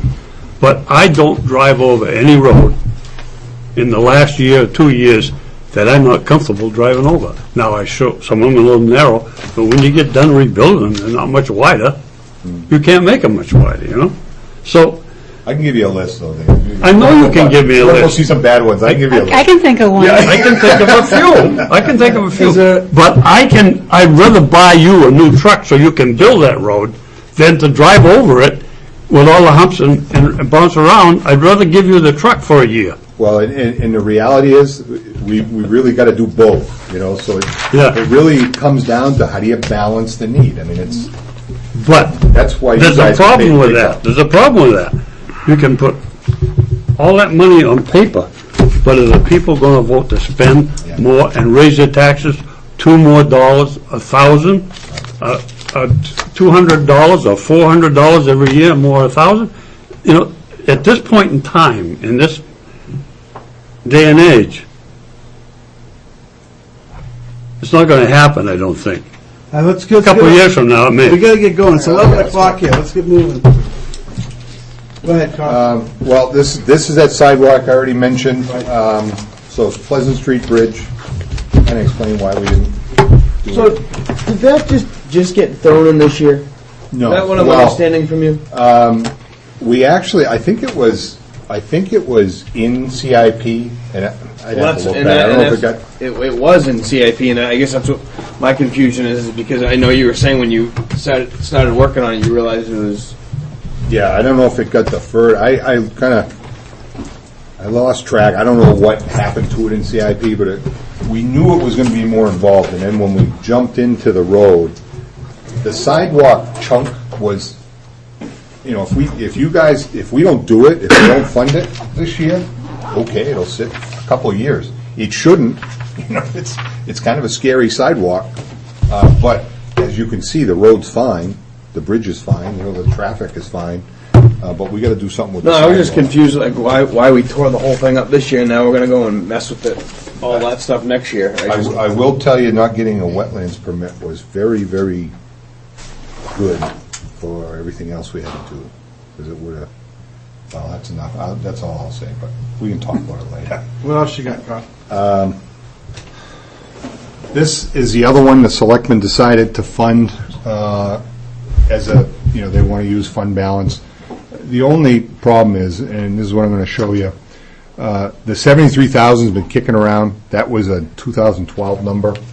Our updated estimate's a little higher, but whatever you can give us, we'll certainly take and do the best. The problem is, this is Maple Ave and Tyler Drive a one-time expense, but that's just the start. Here's the next several years' worth. But we have about 67 or 73 of these drainage features that need some major reconstruction and need some major work. And these are, this isn't just like small stuff. This is, Maple Ave, you can't even tell that there used to be a detention pond there. It's going to be completely reconstructed. Is this something you're going to do? No, these numbers are putting a project out to bid. But anyway. Some of these have been there for years, but some of them are new developments. Well, how come the developer isn't required to maintain them ponds when they get their permit to build?